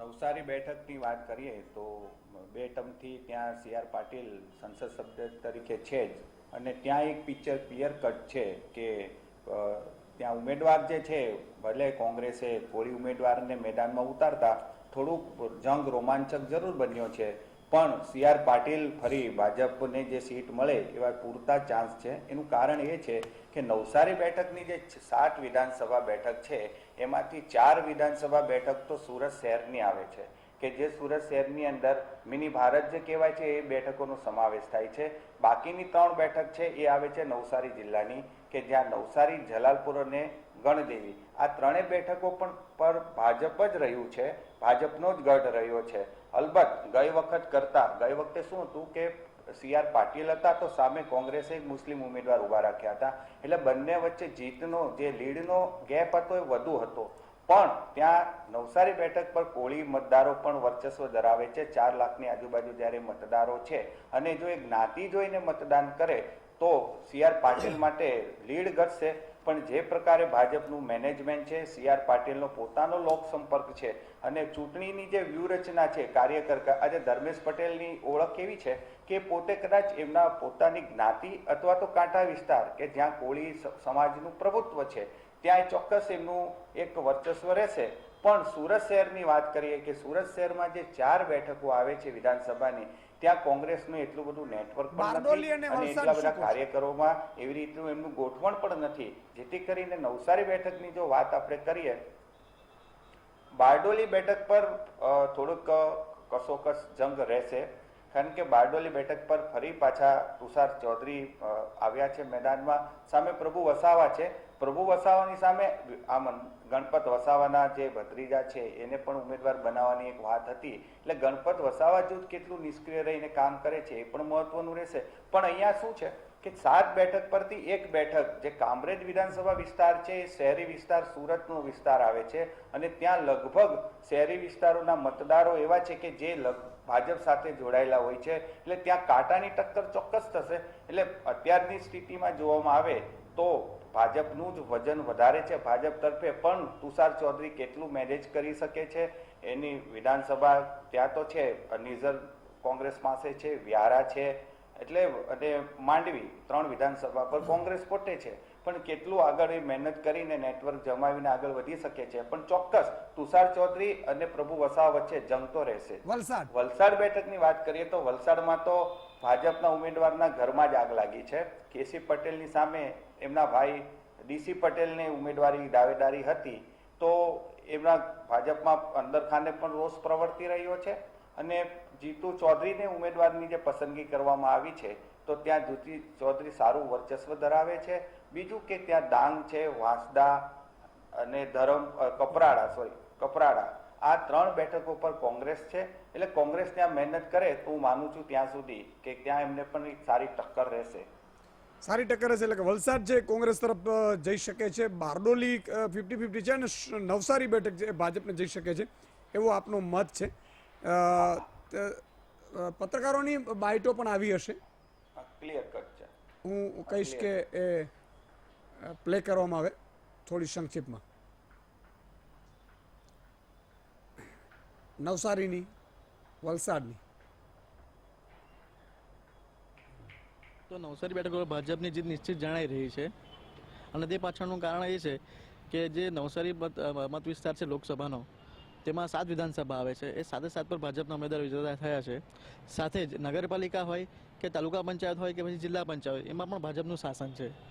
એટલે ભાજપની જીત તો નિશ્ચિત જ છે નવસારી બેઠક. લોકસભા બેઠક વિસ્તારનું ભૌગોલિક પરિસ્થિતિ, સામાજિક પરિસ્થિતિ અને જ્ઞાતિ સમીકરણ, આ ઉપરાંત વર્તમાન સાંસદ સી.આર. પાટીલનું નેટવર્ક, ભાજપનું મજબૂત સંગઠન, આ બધું જોતાં એવું લાગે છે કે સી.આર. પાટીલનો વિજય થઈ શકે છે. જ્યાં સુધી નવસારી લોકસભા બેઠકનો પ્રશ્ન ઊભો થાય છે, આમ જોશો તો ધ્રુવીકરણ એ સતત ચાલતી પ્રક્રિયા હોય છે. એટલે મોરારજી દેસાઈ પણ એક વખત તો ચૂંટણી હારી ગયેલા. જરૂર આ બેઠક પર ભાજપ 2014માં લગભગ 5 લાખથી વધારે લીડથી જીત્યું છે અને 2009ની બેઠક પણ ભાજપે જ કબજે કરેલી હતી. એટલે આ સતત એમ જો કહી શકાય તો આ સતત 3જી વખત ટર્મની મોટી આશા સાથે સત્તાધારી પક્ષ આ નવસારી બેઠક પર ઝંપલાયું છે. તો આ નવસારીનું એક હતું. દિલીપભાઈ, ફરીથી આપના પાસે આવવા માંગીશ કે જે રીતે વાત થઈ આપણે હમણાં અમદાવાદ પૂર્વ પશ્ચિમની, પાટણ બેઠક શું માની રહી છે? પાટણમાં કેવી સ્થિતિ રહે અને બનાસકાંઠાની શું રહે? કારણ કે જે રીતે પાટણ અને બનાસકાંઠા જે એમાં એવું છે જે ઓપરેશન સૌરાષ્ટ્રમાં પાર પડ્યું એ આપણે જાણીએ છીએ કે ઉત્તર ગુજરાતમાં બીજેપી પાર પાડી શકી નહીં. અલ્પેશ માટે બહુ કોશિશ કરી અને જે રીતે ઓબીસી થિયરી સૌરાષ્ટ્રમાં ચલાવેલા, હવે આપણે મને લાગે છે આ શબ્દ પાકો કરી લેવો પડશે, ખામ થિયરીની જેમ. માધવસિંહની ખામ થિયરી, ભાજપની ઓબીસી થિયરી, એ શબ્દ હવે પાકો આપણા રાજકારણના શબ્દકોશમાં દાખલ કરી દેવો પડે. એ પાર થઈ ગયું સૌરાષ્ટ્રમાં. પોરબંદર, જુનાગઢ, સુરેન્દ્રનગર અને જામનગર બેઠકો પર અસર થાય એ રીતે એની કોશિશ હતી ઉત્તર ગુજરાતમાં પણ થાય, પણ એ નથી થઈ શક્યું. એ છે ને જ્યાં કરવા ગયા ઊંઝા, એમાં એ ઊંધા પડ્યા. એ પરિબળ કામનું છે. અને બીજું આપણે વિધાનસભાના આંકડા જોઈએ તો લગભગ સમગ્ર ઉત્તર ગુજરાતમાં કોંગ્રેસે સારો દેખાવ કર્યો હતો. 2002માં મજાની વાત કે 2002 થોડાક ભૂતકાળમાં જઈએ, મધ્ય ગુજરાત ક્યારે નહોતું આવતું, એ આવ્યું હતું ગોધરા પછીના બનાવને કારણે. એ પછી સુજલામ સુફલામ અને પાણીનો ત્યાં આવ્યો, એને કારણે ઉત્તર ગુજરાતમાં બહુ સારી બેઠકો ભાજપને મળી, પણ પછી જતું રહ્યું અને પછી પાછું લાવવાનું મુશ્કેલ બની રહ્યું છે બીજેપી માટે. એટલે આ એ સંદર્ભને યાદ રાખીએ, ઇતિહાસને યાદ રાખીએ, વિધાનસભાના આંકડા જોઈએ અને ઉમેદવારોની પસંદગી, આ બધું જોઈએ તો પાટણ અને બનાસકાંઠા બંને કોંગ્રેસ માટે આપણે એ ક્લાસમાં મૂકી શકીએ. પાટણ અને બનાસકાંઠા બંને. સાબરકાંઠાની વાત કરીએ તો સાબરકાંઠામાં સ્પષ્ટ કેવું મુશ્કેલ છે. ટક્કર બી કહી શકાય, અથવા તો બીજેપી તરફ 60 બીજેપી અને 40% કોંગ્રેસ, એવું કહી શકીએ. કારણ કે ત્યાં થોડીક પરિસ્થિતિ અલગ પડે છે. અહીં જે પ્રમાણે ગોઠવાઈ ગયું જ્ઞાતિ ગણિત બેસી ન શક્યું બીજેપી માટે અને કોંગ્રેસ માટે બેસી ગયું છે.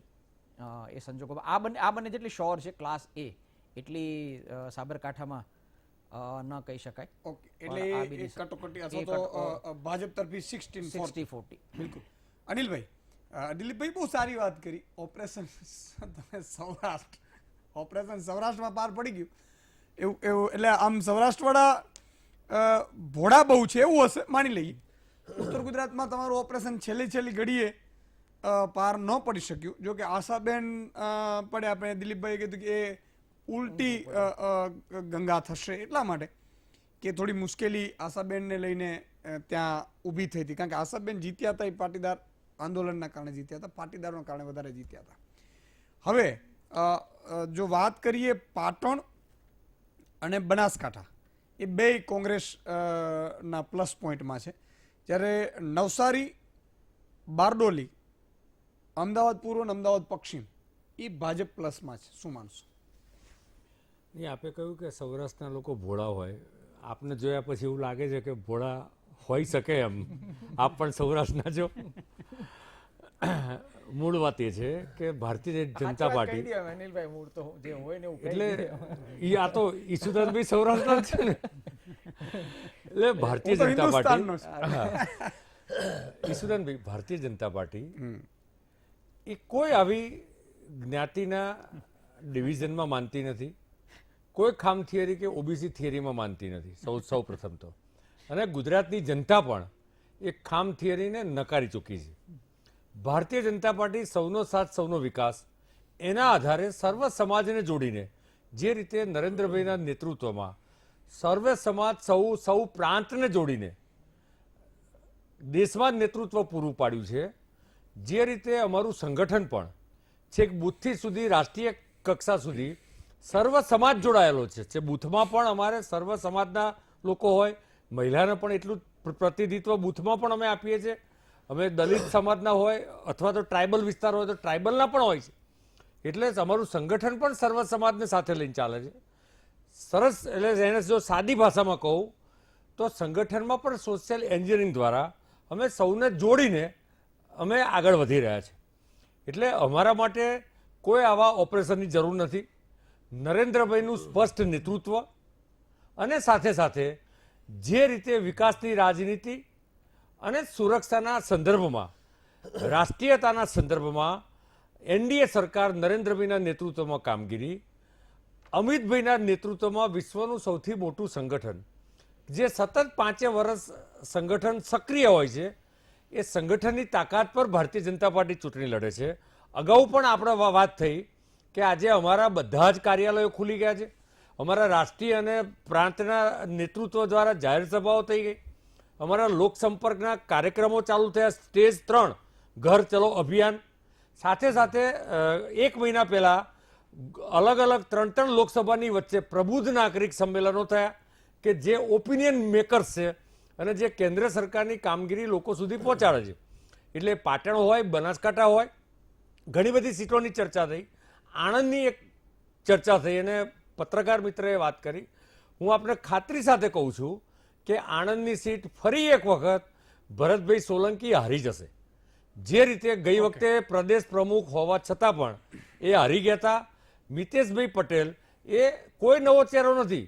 રાજકીય ક્ષેત્રમાં એ અમારા ત્યાંના જિલ્લાના ખજાનચી છે અને રાજકીય ક્ષેત્રમાં ઘણા બધા સમયથી એ કામ કરે છે ભારતીય જનતા પાર્ટી સાથે જોડાઈને. સાથે સાથે ઉદ્યોગપતિ પણ છે અને એકદમ મિતભાષી છે અને લોકો સાથે સીધો જ જનસંપર્ક છે. અગત્યની વસ્તુ એ જ કે ઈશુદાનભાઈ, આજે હું એક સામાજિક કામ માટે આણંદ લોકસભા વિસ્તારમાં જ ગયો હતો. તો જે ગામમાં હું ગયો હતો એ કાર્યક્રમમાં, એટલે મેં પૂછ્યું, ત્યાં સ્વાભાવિક આપણો સ્વભાવ છે, બિલકુલ આખું ગામ એ ભારતીય જનતા પાર્ટી સાથે જોડાયેલું ગામ છે. પાછા આવતા વચ્ચે લીંબાસી આવ્યું ગામ, તો ત્યાં પણ આજે ભારતીય જનતા પાર્ટીની મોટી એક જનસભા હતી અને કાર્યાલયનું ત્યાં આગળ ઉદ્ઘાટન હતું. એટલે જે રીતે બધા જ સમાજનો પ્રતિભાવ મળ્યો છે. અને બીજું કે ભરતભાઈ સોલંકી કોંગ્રેસના ખૂબ સારા નેતા છે, હું પણ સન્માન કરું છું, પરંતુ એ પ્રમુખ હતા છતાં પણ મોટા ભાગનો સમય એ યુએસએના બહાર રહેતા હતા.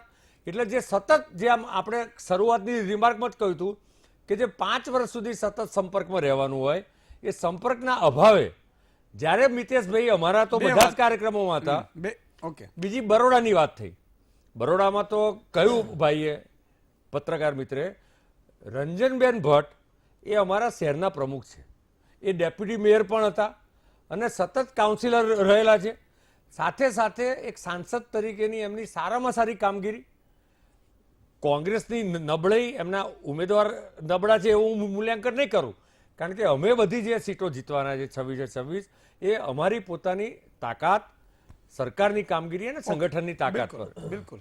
બે વાત તમે કહી એટલે મને મજા આવી. એમાં ઈશુદાનભાઈ એક ભોળા છો બીજા આપ એમ? એને કહ્યું ને કે જ્ઞાતિવાદમાં નથી માનતા.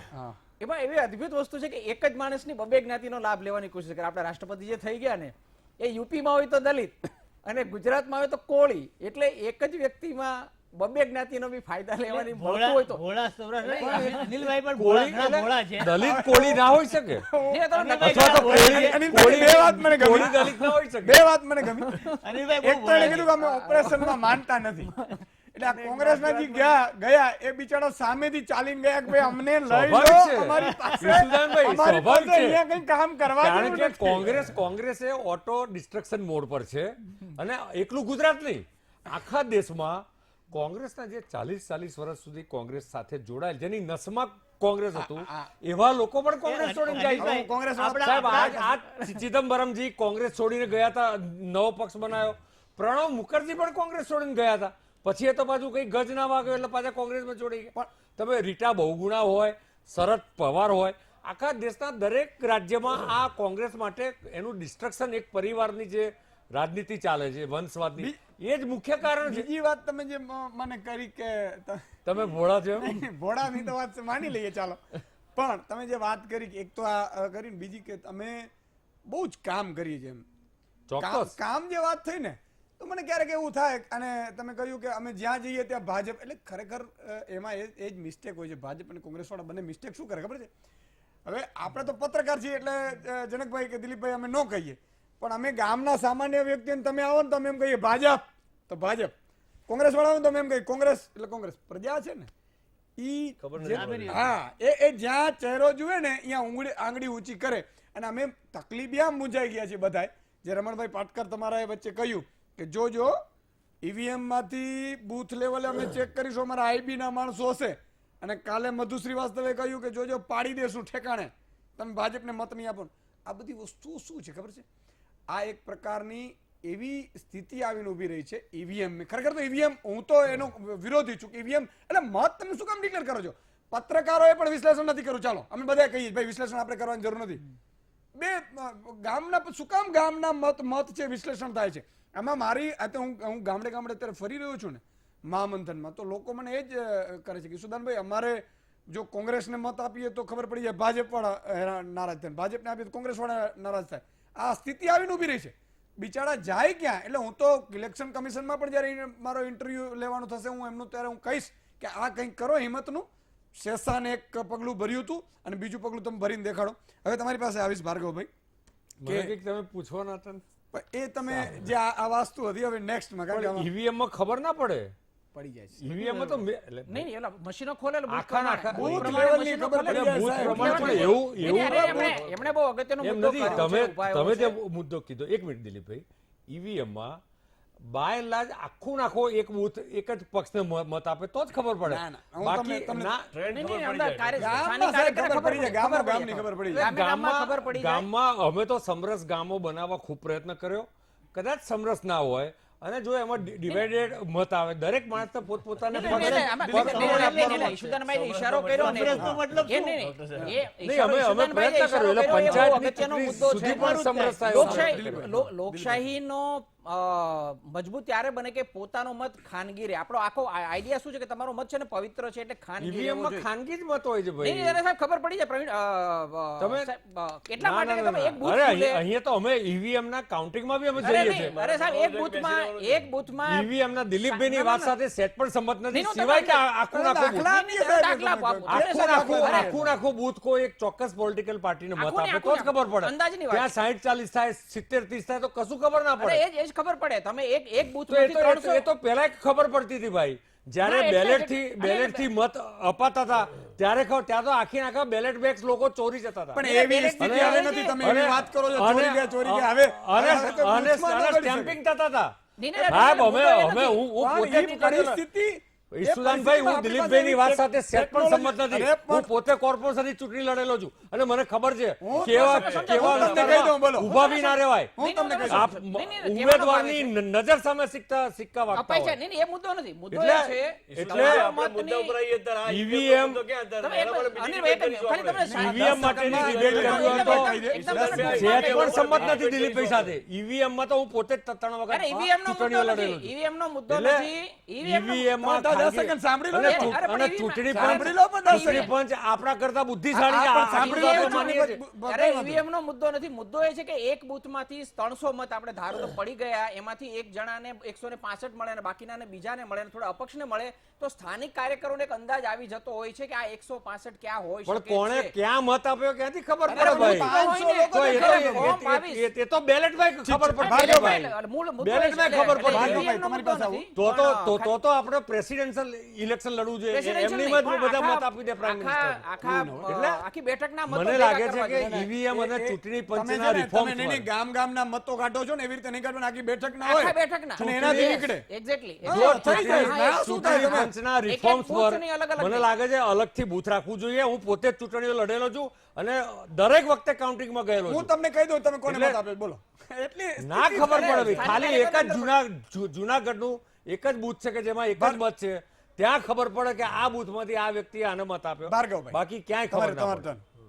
આ બનાસકાંઠા અને પાટણમાં તમારું છે, વલસાડમાં 50-50 છે, બારડોલી કટ છે, બાકી નવસારી જાય છે આખી, અને આણંદમાં તમારું છે. હવે ઈશુદાનભાઈ ખાસ તો હું કહેવા માંગુ કે આણંદમાં 7માંથી 5 વિધાનસભા અમારી પાસે છે. એમાં 2 જ વિધાનસભા અમે જે હારેલા છીએ બહુ શોર્ટ માર્જિનથી. એક વિધાનસભા 700 વોટે હારેલા છીએ અને બીજી કંઈક 2-3-4 હજાર વોટે હારેલા છીએ. ત્યાં આગળ વર્ષોથી આણંદ બેઠક એ વર્ષોથી અમારી કોંગ્રેસનો ગઢ રહી છે. માધવસિંહ સોલંકી સાહેબ હતા, ઈશ્વરભાઈ ચાવડા સાહેબ હતા અને પછી ભરતભાઈ સોલંકી પણ ઘણા ટાઈમથી ચૂંટાય છે. ગઈ વખતે આખી ચૂંટણી જે થઈ 2014ની એ આખી વાત જુદી છે. એને બાદ કરતાં આણંદ બેઠક ઉપર વર્ષોથી કોંગ્રેસનો દબદબો રહ્યો છે. એટલે આણંદ બેઠક અત્યારે અમે આજની તારીખે વિધાનસભાની લીડ ગણવા જઈએ તો લગભગ 80-90 હજારની લીડ થાય છે. એટલે આણંદ બેઠક તો અમે માર્જિનથી મોટા માર્જિનથી જીતવાના છીએ. બીજી વાત રહી પાટણ બેઠકની, તો પાટણમાં 4માંથી 3 વિધાનસભા અમારી પાસે છે. એક જ ખાલી ચાણસમાં અમે રહેલા છીએ. એટલે પાટણ વિધાનસભા એમાં અમારા જગદીશ ઠાકોર ઠાકોર તમારી સાથે જ છે ને? અમારી સાથે જ છે. અમારા કોંગ્રેસના સિનિયર ધારાસભ્ય છે, મોટા આગેવાન છે અમારા. એટલે એ અને જગદીશભાઈ ઠાકોર જે ઉમેદવાર છે અમારા, એ ઉમેદવાર પણ અમારા ખૂબ મજબૂત છે. એટલે અમે પાટણ બેઠક પણ એક મોટી વાત લીડથી વચ્ચે કહી જીતી. દઉં, બીજી 10 સેકન્ડમાં. ઈશુદાનભાઈ હું બીજું કહું. બીજી વસ્તુ બનાસકાંઠામાં પણ 50%થી વધારે ધારાસભ્યો અમારી પાસે છે. અમારા ઉમેદવાર પ્રતિભાઈ ભટોળ સહકારી ક્ષેત્રમાં પણ અનિલભાઈ સાહેબ મેં આપણે સાંભળ્યા. મને સાહેબ શાંતિ સાંભળ્યું. ખાલી હું એક 30 સેકન્ડ ના પણ વચ્ચે ના બોલતા સાહેબ. પતે પછી હું તમે સાંભળતા. ચાલુ Yes, રાખો yes. મારા વચ્ચે ક્યારેય નથી બોલતો. Okay. બોલતા નથી સ્વભાવ વચ્ચે, છે તમે કે બોલાવો, વચ્ચે- તમે ચાલુ રાખો. વચ્ચે ક્યારેય નથી બોલતો. બનાસકાંઠા પણ અમે અમારા ઉમેદવાર પણ ખૂબ સારા છે. બનાસકાંઠામાં ઉમેદવારની પસંદગી જે થઈ છે એ પણ ખૂબ સારી થઈ છે. ધારાસભ્યો પણ 50%થી વધારે અમારી પાસે છે. બનાસકાંઠા બેઠક પણ અમે સારા માર્જિનથી જીતીશું. ત્રીજી વાત, અમને સૌથી મોટી વાત એ છે કે 2014ની ચૂંટણીમાં મોદી સાહેબ જે રીતે જીત્યા અને જે રીતે કોંગ્રેસ હારી અને જે પરિસ્થિતિમાં અમે મુકાયા, જે જુમલાઓ મોદી સાહેબે કર્યા કે ભાઈ આમ કરીશું તેમ કરીશું, જે સપના બતાવ્યા, એ સપનામાં એક પણ સપનું સાહેબે પૂરું કર્યું નથી. હવે એ વિકાસની વાતો કરી 3 મહિનાથી મોદી સાહેબના ભાષણોમાં છેલ્લા 2 મહિનાથી એક પણ વાત વિકાસની હોય તો મને બતાવો. વાત આખી આડા પાટે લઈ જવાની, કોઈ મુદ્દાની ચર્ચા નહીં કરવાની, કોઈ મુદ્દાવાળી વાત નહીં. લોકો તમે શું 2014માં તમે શું પ્રોમિસ કર્યા હતા અને તમે કેટલા પૂરા કર્યા એની તમે સાહેબના ભાષણો તમે સાંભળો. એના માટે આપણે જુદી એક ડિબેટ ગોઠવીએ. એક પણ વાત હોય તો મને બતાવો તમે. એટલે એ વાત જ નહીં કરવાની. અત્યારે મુદ્દા રાહુલ ગાંધી આમ, સોનિયા ગાંધી આમ, નહેરુ આમ, ઇન્દિરા ગાંધી આમ, આ બધી વાતો કરવાની. રાષ્ટ્રવાદના નામે વોટ લેવાના. રાષ્ટ્રવાદ તો કોંગ્રેસના શાસનમાં 10, 15, 20 વખત સર્જિકલ સ્ટ્રાઇક થઈ હતી. અને એનાથી પણ વધારે કહું કે ઇન્દિરા ગાંધી જ્યારે વડાપ્રધાન હતા ત્યારે યુદ્ધ થયું હતું અને લાહોર સુધી લશ્કર ઘૂસી ગયું હતું, પાકિસ્તાનની છાતી ઉપર બેસી હતી. સાહેબ એટલે મારી વાત સાંભળો. એટલે તમારા લોકો તમને હરાવે. જનકભાઈએ કીધું આમાં ભાજપમાં એવી સિસ્ટમ છે. નહીં, હું મારી વાત પૂરી કરી લઉં સાહેબ પહેલા ઈશુદાનભાઈ. એટલે આ સૌથી મોટો અમને જે બોર્ડરલાઇન સીટો હશે, સૌથી મોટો અમને ફાયદો એ મળવાનો છે કે જે ભાજપની સરકારે, જે મોદી સાહેબે જે ભાષણ કર્યા હતા, જે પ્રોમિસો આપી હતી, પ્રોમિસમાં એક પણ પ્રોમિસ પૂરું કર્યું નથી. અત્યારે તમે જુઓ કે એ વખતે કહેતા હતા મોદી સાહેબ ભાષણમાં કે ભાઈ મનમોહનસિંહની ઉંમર જેટલું પેટ્રોલ ડીઝલ થઈ જશે, મનમોહનસિંહની ઉંમર જેટલો ડોલર થઈ જશે. સાહેબ સૌથી વધારે નબળો રૂપિયો અત્યારે, સૌથી વધારે હાઈએસ્ટ પેટ્રોલ ડીઝલના ભાવ, સૌથી વધારે બેકારી, સૌથી વધારે બેરોજગારી. તમે જો આ બધા આંકડા ક્લિયર વસ્તુ છે. હવે આ એક પણ વસ્તુનો જવાબ મોદી સાહેબ આપતા નથી. ભાષણોમાં એમના ભાષણોમાં હું નથી કહેતો ભાષણ ચાલુ કરીને અત્યારે હાલ જુઓ, આપણે કલાકે જુઓ, એમાં એક પણ વસ્તુમાં એમણે શું કામો કરવાના પ્રોમિસ કર્યા હતા અને કેટલા કામો પૂરા કર્યા અને કેટલા કામ બાકી છે એની કોઈ ચર્ચા થતી હોય તો મને કહો. કેમ તમે જો અચ્છા તો અમારા ધારાસભ્યને કેમ લઈ જાઓ? તમે જો વિકાસના કામો કર્યા હોય, તમે ખૂબ સારા કામો કર્યા હોય, તમે સાહેબ એક મિનિટ, સાહેબ એક મિનિટ, તમે ડોક્ટર સાહેબ એક મિનિટ, તમે જો બધું કામ કર્યું હોય, તમે વિકાસના કામો કર્યા હોય, તમે લોકોની ઈચ્છાઓ પૂરી કરી હોય, સપના તમે બતાવ્યા પૂરા કર્યા હોય, તો અમારા ધારાસભ્યો લઈ જવાની જરૂર શેના માટે? તમે અડધું તમે કોઈ કોંગ્રેસ મુક્ત ભારત, તો તમે કોંગ્રેસ યુક્ત ભાજપ બનાવી દીધું છે. અમારા માણસો લઈને ટિકિટ આપો છો, અમારા ધારાસભ્ય લઈને સીધા એમને ગાદી પર બેસાડી દો. શેના માટે? તમે જો કરી દો, તમારા માણસોથી લડો, તમે તમારા ધારાસભ્યોથી લડાવો, તમારા આગેવાનોથી ચૂંટણીઓ લડાવો. શેના માટે તમે શેના માટે આ કરવાની જરૂર પડી તમારે? તમે મુદ્દા આધારિત ચૂંટણી લડો. રાષ્ટ્રવાદ ઉપર ચૂંટણી, રાષ્ટ્રવાદ દરેક વડાપ્રધાનની સાહેબ જુઓ ચૂંટણી, આ નીતિન ગડકરી સાહેબના સ્ટેટમેન્ટ તમે જુઓ. આ બધું જો ઘર હોય ને 5 જણનું કુટુંબ, એમાં નાના મોટા બાપ દીકરાને ઝઘડા હોય, પતિ પત્નીને થાય અને ભાઈ બહેનને થાય, ભાઈ બહેનને થાય, નાની મોટી પ્રોબ્લેમ. આ તો આવડી મોટી પાર્ટી છે, નાના મોટા પ્રશ્નો ભાજપમાં હોય ને કોંગ્રેસમાં હોય, એમાં કંઈ એવું નથી. પણ કોંગ્રેસમાં થોડીક ડેમોક્રેસી થોડી વધારે છે, ફ્રી, કે જેને જે કહેવું કહી શકે છે. અમારા રાષ્ટ્રીય અધ્યક્ષ આવે રાહુલજી, એમને પણ જે કહેવું કહી શકે છે. એટલે ઘણી વખત એવું લાગે કે બહુ આપી મિનિટ, એટલે ઘણી વખત એવું કેમ થાય, તમે બોલ્યા આટલી શાંતિ હું ક્યાં સાંભળતો તો શાંતિથી. એટલે ઘણી વખત એવું લાગે કે ભાઈ કોંગ્રેસમાં અંદર પણ કોંગ્રેસમાં અંદર બોલવાની છૂટ છે, જે કહેવું હોય, જે અભિપ્રાય આપવાની છૂટ છે, એમાં કોઈ એના પર બંધન નથી. કોંગ્રેસને બધી છૂટ છે, બીજે જવું હોય તો વયા જાય, બીજે જવું હોય તો અમે શું કરીએ? પણ દાખલા તરીકે એ લોકો લાલચો આપીને લઈ જાય અને એ કરી જાય, મિનિસ્ટર બનાવે, પૈસાના જે પણ થતું હોય. તમારે એક ફોર્મ એવો સોગંદનામા વાળો મેં સજેશન કર્યું હતું કે હું પક્ષ પલટો નહીં કરીશ, એવા સોગંદનામા વાળો ફોર્મ ભરાવાની જરૂર છે. આ સાંસદો અત્યારે લડે છે. ઈસુદાનભાઈ તમે તો યાર હું એક ઈસુદાનભાઈ તમે ખૂબ ટાઈમ આપ્યો અને કેટલા બધા આક્ષેપો કર્યા. મને બ્રેક પહેલા ટાઈમ આપો, નહીતર આખી લિંક તૂટી જશે. એટલો જ મળશે, તમે ચિંતા ન કરો અનિલભાઈ. અહીંયા મહામંત્રની ઈ તો ખૂબી છે કે સૌનો સાથ અહીંયા છે. ના મને તો અન્યાય આજે કરી રહ્યો એવું લાગે છે. તમે આજે મને અન્યાય કરી રહ્યો. વિરામનો સમય થયો. દર્શક મિત્રો, વિરામ બાદ તુરંત મળીએ છીએ. દર્શક મિત્રો, ફરીથી આપનું સ્વાગત છે. અનિલભાઈ, તમારો ટર્ન લઉં ત્યારે જ લઉં ને? હવે હું જરા ચક્કર મરાઈ લઉં બધે. ભાર્ગવભાઈની વાતનો બે જ મિનિટ લઈશ, વધારે નહીં લઉં. પછી તમે ચક્કર લગાવો તો મને એવું લાગે કે તમે મને અન્યાય નથી કરતા, ભોળા છો. જો મારા મિત્ર ભાર્ગવીએ 2 મુદ્દા લીધા. એક તો 2017ની વિધાનસભાની ચૂંટણીના આંકડા અને એનો ડિફરન્સ લીધો. પણ હું આપને યાદ કરાવું કે 2009ની જે લોકસભાની ચૂંટણી થઈ એ વખતે 115 સીટો એવી હતી કે જેમાં કોંગ્રેસની લીડ હતી.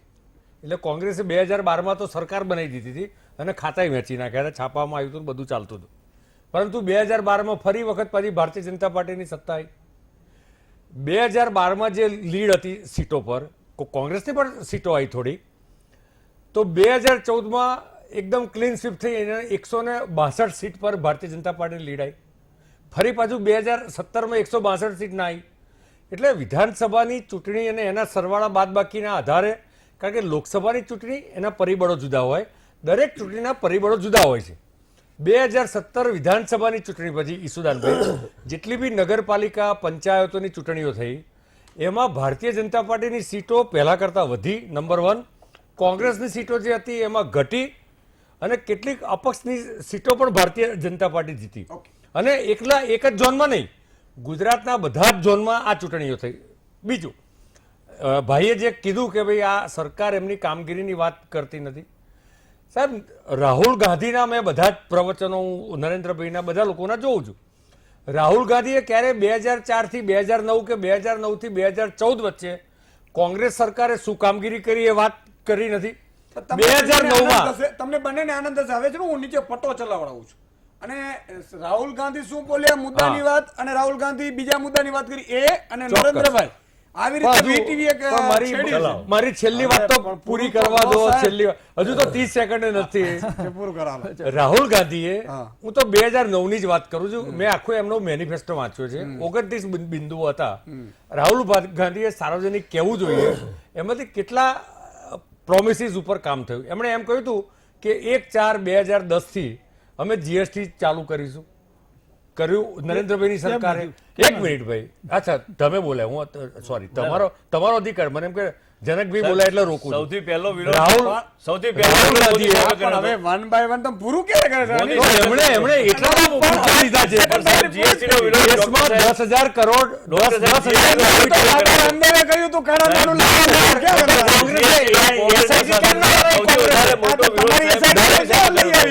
દરેક મુદ્દા પર સારું. સારું, ઈસુદાનભાઈને સરેન્ડર થવું પડશે. સુનિલભાઈ તમારી પાસે આવવા માંગુ છું. સુનિલભાઈ, સમજવાની એક કોશિશ એ કરવી છે કે મહેસાણા બેઠક ઉપર નીતિનભાઈની સામે જીવાભાઈ ને એજે પટેલ લડે. જીવાભાઈને લઈ આવ્યા. જીવાભાઈ પટેલ જીવાભાઈ લડ્યા હતા, હા, બરોબર, નીતિનભાઈની સામે વિધાનસભા. થોડાક સમય થયું એટલે જીવાભાઈ પોતે ભાજપમાં આવી ગયા. હવે આ એક સ્થિતિ એવી છે કે આ જે પક્ષપલટું થયું એના ઉપર મહેસાણા બેઠક ઉપર કેટલી અસર પડી શકે છે? બીજું કે આપણે જે વાત કરી કે આ ઓપરેશન સૌરાષ્ટ્ર પડ્યું, પણ આ બધું ઉત્તર ગુજરાતમાં પણ કેટલીક ખાનગી રાહે કેટલીક એવી બાબત છે કે જ્યાં ઓપરેશનો પાર પડી ગયા છે પણ જાહેરમાં નહીં, એવી વાત પણ છે. હવે એ દિલીપભાઈ હમણાં કહ્યું કે બધા ખાનગી રાહે કદાચ ઓપરેશન પાર પડી ગયા હોય, જે નિષ્ક્રિય રહેવાના. આમાં 2-3 પ્રકારના ઓપરેશન થાય. એક તો તમે જાહેરમાં આવી જાઓ ખેસ પહેરીને, બીજું કે તમારે તમારી જ્ઞાતિને થોડું સપોર્ટ નહીં, એટલે જ્ઞાતિને એમાં એક્ટિવ નહીં રહેવાનું, અને ત્રીજું કે તમારે હરાવવા માટે કામ કરવાનું. આ 3 રીતે ઓપરેશન પાર પડે. સુનિલભાઈ, કેટલી અસર પડી શકે છે આ બધી બેઠકો ઉપર?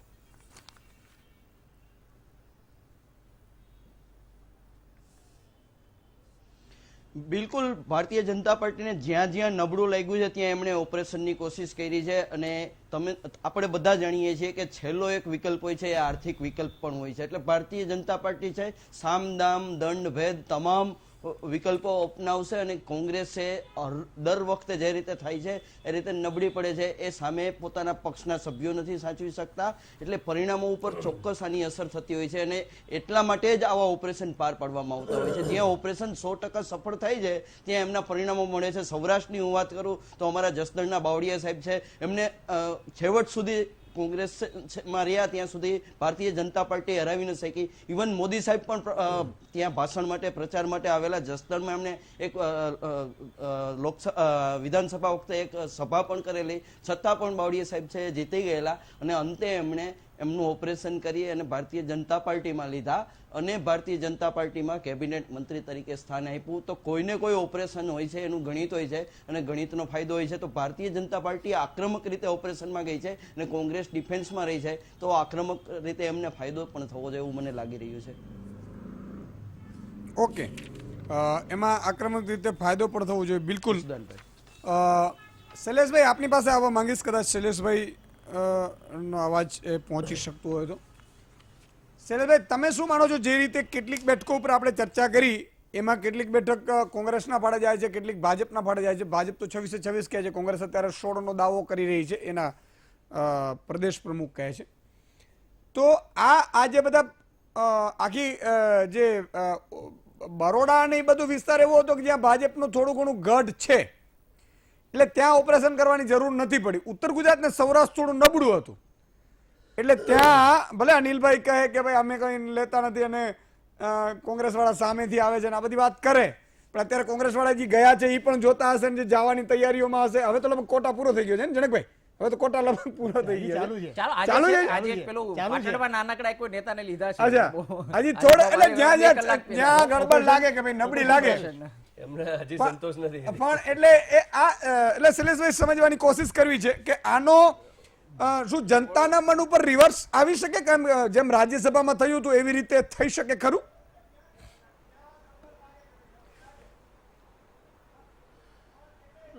એવો કોઈ ફેર પડે નહીં, પણ મધ્ય ગુજરાતમાં ભાજપની અમુક બેઠકો નિશ્ચિત છે. એમાં વડોદરાની બેઠક ગણાવી શકાય, કારણ કે વડોદરામાં કોંગ્રેસ એની વર્ચસ્વ સ્થાપિત કરી શકી નથી, કોંગ્રેસ એની પ્રતિભા ઊભી કરી શકી નથી. કોંગ્રેસ પાસે એવો કોઈ સક્ષમ નેતા નથી કે જે કોંગ્રેસને જીતાડી શકે. 1996માં સત્યજીત ગાયકવાડ હતા જે ભાજપના ઉમેદવાર જીતુ સુખડિયાને 16 મતે હરાવ્યા હતા, 17 મતે. પણ એનું કારણ એ તો ભાજપમાં તે વખતે બે ગ્રુપ હતા, જીતુ સુખડિયા અને નરેન ભટ્ટ, અને એ બે વચ્ચેનો ફાયદો લઈને અને એમણે સત્યજીત ગાયકવાડ એ બેઠક 17 મતે આંચકી લીધી હતી. બાકી 1989 થી વડોદરાની બેઠક કોંગ્રેસે ગુમાવી દીધી છે, અને વડોદરા પાસે કોઈ કોંગ્રેસમાં એવો કોઈ ઉમેદવાર નથી કે જે ટક્કર આપી શકે, અથવા નહીં તો કોંગ્રેસે બેઠી કર્યું તે રીતે વિચાર કરી શકે તેવો પણ કોંગ્રેસ પાસે કોઈ નેતા નથી. કારણ કે વડોદરાનું એક અંભાગ્ય રહ્યું છે કે વડોદરાને કોઈ એવો સબળ નેતા મળ્યો નથી. વડોદરાના પ્રશ્નોને વાચા આપનાર પણ કોઈ નેતા નથી. આજે વડોદરાનું એરપોર્ટ જે છે એ સયાજીરાવ ગાયકવાડનું નામ આપવું જોઈએ, એ એક મોટો મહત્વનો મુદ્દો છે. પણ કોંગ્રેસ એની પર જો આંદોલન કરે તો એને સારો એના મત પણ મળી શકે એમ છે, પણ એ કોઈ ઉપાડતું જ નથી. બિલકુલ. તેવી રીતે વડોદરામાં એમ્સ હોસ્પિટલ આવવાની હતી, એ જતી રહી અને રાજકોટમાં ગઈ એનો વાંધો નથી. પણ વડોદરાના ધારાસભ્યો કે કોઈ સંસદ સભ્ય જે બોલવું જોઈએ, કોઈનું વજન જ નથી. હવે તો બધા એવું કહે કે અમે જીતી ગયા છે નરેન્દ્ર મોદીને કારણે. શૈલેષભાઈ બહુ સાચી વાત કરે, આ બહુ અદ્ભુત છે જનકભાઈ, પણ વિચાર કરતા નથી. બિલકુલ. હું જનકભાઈ પાસે જઈશ. શૈલેષભાઈ, હવે આ બહુ મને પોઈન્ટ પણ મળ્યો. એક તો જનકભાઈ એક મુદ્દો એ છે કે એક નામે હું ચૂંટાઈ ગયું છું એટલે મારે કંઈ કામ કરવાની જરૂર નથી, એક છાપ જાય. બીજું કે મારે હું ભાજપમાં છું, મને મળી જ જવાના છે મત, તો પછી મારે કામ શું કરવાની, અથવા તો હું કોંગ્રેસમાં છું, મને મળી જ જવાના છે મત એટલે મારે કામ શું કરવાનું. આ એક મેન્ટાલિટી છે જે લોકોએ સમજવાની જરૂર છે કે ખરેખર કામ ન કરે તો ભાજપ હોય કે કોંગ્રેસ હોય, ને ઘરે બેસાડવાની તાકાત તમારા મારામાં હોવી જોઈએ. આપણે અંધભક્ત ન થઈએ કે આપણે એટલા સપોર્ટેડ ન થઈએ કે જેના કારણે તમારો મારો વિકાસ અટકી જાય છે. લડવાનું છે તમારે, મારે ભાવિ પેઢી માટે લડવાનું છે. તો જનકભાઈ આવું કેમ થાય છે? હું વડોદરાની બેઠક માટે જ વાત કરું. અને મહેસાણા સાબરકાંઠા પર લઈ લો. વડોદરામાં જે મેં વાત કરી એમાં આ સ્થિતિ કેમ આવી, ત્યાં પણ આપણે અમદાવાદની માફક જ જે તોફાનો થયા, આ કોમી તોફાનોએ જે પ્રજાને, જે હિન્દુત્વનો જે આખો એક માહોલ ઉભો કર્યો, એને કારણે મતદાર છે એ બાકી બધા પ્રશ્નો મૂકીને માત્ર હિન્દુ મતદાર તરીકે એક પ્રસ્થાપિત થઈ ગયો છે. એને કારણે વડોદરામાં અત્યારે કોંગ્રેસ ગમે તે કરે પણ લોકો ભાજપની બહાર મતદારો ભાજપ બહાર નીકળી શકતા નથી, કારણ કે એને તો હિન્દુત્વ દેખાય છે કે આપણે જો આ નહીં હોય તો આપણે મુસલમાનો આપણે મારી નાખશે. આ એક માનસિકતા જે અમદાવાદમાં જે 21મી સદીમાં પણ આજ વડોદરાની જે બેઠકો છે, નલિન ભટ્ટના સમયથી જે આ આખો માહોલ ઉભો થયો છે, એ આજે પણ ત્યાં એ મતદારોમાં આ છબી છે. એને કારણે બાકીના એના સ્થાનિક પ્રશ્નો, બાકી બધા પ્રશ્નો ભૂલી જઈને જ્યારે મત આપવાનો વારો હોય ત્યારે કમળ પર સિક્કો મારે છે. આ એક ભાજપે પોતાનો એક મત બેંક ઊભી કરી છે, એ મત બેંકને લાભ ભાજપને મળે છે. બીજી વાત કરી સાબરકાંઠા, તો સાબરકાંઠામાં અત્યારે કાંટાની ટક્કર છે, બંને સક્ષમ ઉમેદવારો છે, પણ ભાજપ ફાવે છે ક્યાં સત્તા અને સંપત્તિથી. કોંગ્રેસનો ઉમેદવાર એટલો ત્યાં એ ટૂંકો પડે છે એમાં, અને પાર્ટીએ આપણા રાષ્ટ્રીય કોષાધ્યક્ષ છે અહેમદભાઈ એટલું બધાને શક્તિ આપી શકતા નથી. એને કારણે જે આ પરચેજેબલ વોટ છે એમાં કોંગ્રેસ પાછળ પડે છે. આ વિસ્તારમાં એવા બધા જે ખર્ચાઓ જે છે એ ભાજપ કરી જે કોંગ્રેસ કરી શકતી નથી. એ એટલી વાત છે સાબરકાંઠા, બાકી બે અત્યારે સરખા ચાલે છે. બનાસકાંઠામાં તો વાત થઈ છે કે એ પરથીભાઈ અને બને અત્યારે સારી ટક્કર છે અને સારું એવું અત્યારે કોંગ્રેસ જીતી જાય બનાસકાંઠામાં. હા, કોંગ્રેસ જીતે એવી સ્થિતિમાં છે. સિવાય કે મહેસાણા શું રહેશે? મહેસાણામાં હજી મને એટલો બધો આઈડિયા નથી, કારણ કે ત્યાં પાટીદાર વોટ બેંક છે એ હંમેશા ભાજપ સાથે રહી છે અને એ બેઠકો ઘણી છે. ત્યાં ઠાકોર વર્સિસ પટેલ આ એક ગણિત ત્યાં ચાલતું હોય છે કે ભૂતકાળમાં ઠાકોર સાંસદ પણ ચૂંટાણા છે અને પટેલ પણ ચૂંટાય છે, એટલે ત્યાં ઠાકોર અને પટેલ, ઠાકોરો જો સાથે રહે, કોંગ્રેસ સાથે રહે તો એને સારો લાભ મળે એમ છે. આપજો. હા, કારણ કે બહુ ગંભીર વાત થઈ છે. જો જનકભાઈએ જે એનાલિસિસ બરોડા અને અમદાવાદ શહેરનું કર્યું, મને લાગે છે કે અમદાવાદ અને વડોદરા શહેરના મતદારોનું આ જબરજસ્ત અપમાન છે. ભારતીય જનતા પાર્ટીની રણનીતિમાં સૌના સાથ સૌના વિકાસનું છે, justice to all and appeasement to નનની આધારે ભારતીય જનતા પાર્ટી કામ કરે છે. અને આપણે એમ કહીએ કે વડોદરાના મતદારો એ ખાલી કોમી આધાર પર કે અમદાવાદ શહેરના મતદારો એ કોમી એજન્ડા લઈને ચાલે છે, મત આપે છે, તો લોકશાહીમાં કોઈ પણ મતદારનું આ અપમાન કહેવાય મારી દ્રષ્ટિએ. અને બહુ ગંભીર અપમાન છે, એમાં સચ્ચાઈ હોય તો? ગંભીર આક્ષેપ છે. સચ્ચાઈ હોય તો આપણે તમે- સ્વીકારવી પડે. અમારી સાથે ઈસુદાનભાઈ, વાત કરે છે. વાત કરે છે, લો. ઈસુદાનભાઈ, હા. આ બધી જ સીટો પર બધા જ સમાજના બધા જ ધર્મના લોકો મતદાર છે અને એ બધા જ ધર્મના લોકોના મતદારોના જો ચોક્કસ પ્રમાણમાં મત ના મળતા હોય તો ભારતીય જનતા પાર્ટી આટલી મોટી લીડથી ક્યારે વિધાનસભા કે લોકસભાની ચૂંટણીઓ જીતે નહીં. બહુ સ્પષ્ટ વસ્તુ છે. એટલે નરેન્દ્રભાઈ, એમની મોદી સાહેબનો વેવ હતો મારી સામે. તમે જો 21% જ મત મળ્યા આપણને. અમદાવાદ અને શહેરમાં 69% હું લીડની વાત કરું છું. એ તો રાજીવ ગાંધી જ્યારે થમ્પિંગ મેજોરિટી લાયા ઇન્દિરાજીના મૃત્યુ કમનસીબ મૃત્યુ પછી, એ સિવાય ક્યારે કોંગ્રેસના બી 40-42% મત આવ્યા નથી. એ તો આપણી એ પાછો જુદો વિષય દિલીપભાઈ સાથે ચાલુ થશે, ચૂંટણી પંચ અને લોકશાહીને. ના, તમે કહ્યું કે બધા ધર્મોવાળી જે બધી વાત છે એની વાત કરી. પણ એ બી કરવું પડે. ઈસુદાનભાઈ, નાખવીનાનો વાત અમદાવાદ શહેરનો વિકાસ, અમદાવાદ શહેરમાં આખા દેશનું પહેલું શહેર એવું બનશે કે જેમાં કોઈ પણ પ્રકારના રેલવે ક્રોસિંગ એટલે ક્રોસિંગ ફ્રી શહેર બની રહ્યું છે. તમે ઓવરબ્રિજ તમે વર્ષોથી છો. અંડરપાસ ખાડા ગયા વખતે આપણે જોયા હતા. તમે જો ટેમ્પરરી સિઝનલ ખાડા કયા પર અધિકારીને સજા પડી, કયા નેતા નહીં, છે? આપણે એમને નહીં, ખાલી આપણે વિકાસની વાતમાં રિવરફ્રન્ટ થયું છે તો એ અમદાવાદનો વિકાસ નથી. કાંકરિયા લેક ફ્રન્ટ થયું છે તો અમદાવાદનો વિકાસ નથી. તમે એવી આપણે ઘર આપણે તમે એવી રીતે મકાન, તો એમાં આપણે ઝાડવા બે વૃક્ષ મૂકીએ તો એવી- આપણે કોઈ પ્રી ડિટર્મિન્ડ કે પ્રી ફેબ્રિકેટેડ એક મગજમાં કોન્સોલિડેટેડ ઓર્થોડોક્સ વિચાર સાથે કોઈ વસ્તુનું એનાલિસિસ કરીએ તો એ થઈ શકે છે. જ્યારે તમે બ્રોડ માઇન્ડેડ વિચારીને બરોડા શહેરનો પણ સતત ભારતીય જનતા પાર્ટી જીતી છે, ત્યાં સતત વિકાસના કામો ચાલે છે, રસ્તાના હોય, વોટર સપ્લાયના હોય. અમદાવાદ શહેરમાં પણ ખૂબ કામ, 487 ચોરસ કિલોમીટરનો અમદાવાદ શહેરનો જયપુર અને અમદાવાદ બે સરખાવો જોઈએ, મજા આવશે. અમદાવાદ શહેર સૌથી પહેલું એ તમે ખાલી જયપુર ઉતરી આવજો, હું એમ કહું તમે બે. હું એવું નથી કહેતો કે બીજા શહેરનો વિકાસ નથી થયો, પરંતુ અમદાવાદ શહેરની જનતા વિકાસને વરેલી જનતા છે. અમદાવાદ શહેર બરોડા શહેરની જનતા વિકાસને વરેલી છે, શિક્ષિત છે અને પોલિટિકલી મેચ્યોર છે. આપણે કોઈ ધાર્મિકના આધારે એને પોલરાઇઝેશન આપણે એનાલિસિસ કરીએ, મને લાગે છે આ યોગ્ય નથી. ડોક્ટર સાહેબ, વડોદરાની લોકસભાની બેઠક તૈયાર થઈ એ આ હિન્દુત્વના મુદ્દા પર, પછી સત્તાને ખેંચે આ એક સ્વાભાવિક પ્રક્રિયા હોય છે. સાહેબ, લોકસભા સીટોનું ડિલિમિટેશન થયું. જગતભાઈ, તાર તો કોંગ્રેસ સેન્ટરમાં હતી. આજે પણ તમે 2009 માં ડિલિમિટેશન થયું. લોકો તાર તો કોંગ્રેસે કર્યું છે. નહીં, લોકો આવી વાત કરે છે એમ પૂછે. લોકો એ શું કે આ ભાજપ જરૂરી છે અમારે? મને લાગે છે આપણે મતદારોને જસ્ટિસ નથી આપતા. જનકભાઈ, આપણે એમ પૂછો કે જો શૈલેષભાઈને લઈ લઈએ. શૈલેષભાઈ કંઈક કહેવા માંગે છે, વડોદરાના જ છે. તો હું આવીશ આપની પાસે. વડોદરાના. શૈલેષભાઈ, બહુ થતા હતા વડોદરામાં કોમી રમખાણો બહુ થતા હતા 1991 પહેલા, અને એને લીધે જ આ ભારતીય જનતા પાર્ટી તરફ એનો ક્રેઝ વધી ગયો ત્યાર પછી જ. અને એક કોમી રમખાણો થતા હતા એમાં કોંગ્રેસના નેતાઓ જવાબદાર હતા. વડોદરાના કોંગ્રેસના ઉમેદવારને હરાવવામાં વડોદરાના કોંગ્રેસના નેતાઓ જવાબદાર હતા. વડોદરાના ઉમેદવાર હતા રણજીતસિંહ ગાયકવાડ, એને હરાવવા મને ખબર છે કે કોંગ્રેસનો એક મોટો નેતા ખાસ એને હરાવવા પ્રયત્ન કરે. એટલે વડોદરામાં કોંગ્રેસની અંદર એટલો ઝઘડા હતા એટલે કોંગ્રેસે એનું વર્ચસ્વ ગુમાવી દીધું. મને તો મોટું લાગે છે, ખરાબ એ લાગે છે કે મધ્ય ગુજરાતનો કોઈ કેવો નેતા નથી. પહેલા અહમદ પટેલ હતા કે જે ભરૂચનો વિકાસ કર્યો, દહેજમાં અને ONGC નો આખો વિકાસ થઈ ગયો અંકલેશ્વરમાં. વડોદરામાં કોઈ એવો વિકાસ થતો જ નથી. વડોદરાનું એરપોર્ટ હજુ સયાજીરાવનું નામ નથી આપતા. વડોદરાને ઇન્ટરનેશનલ એરપોર્ટ નથી મળતું. વડોદરાને એમ હોસ્પિટલ નથી મળતી.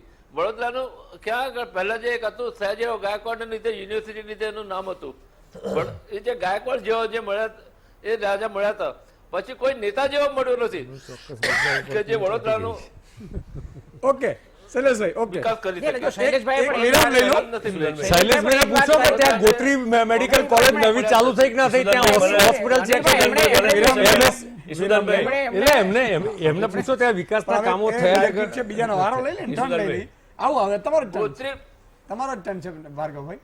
એક નાનકડો વિરામ લઈ લઉં. દર્શક મિત્રો, વિરામ બાદ તુરંત પાછા મળીએ છીએ.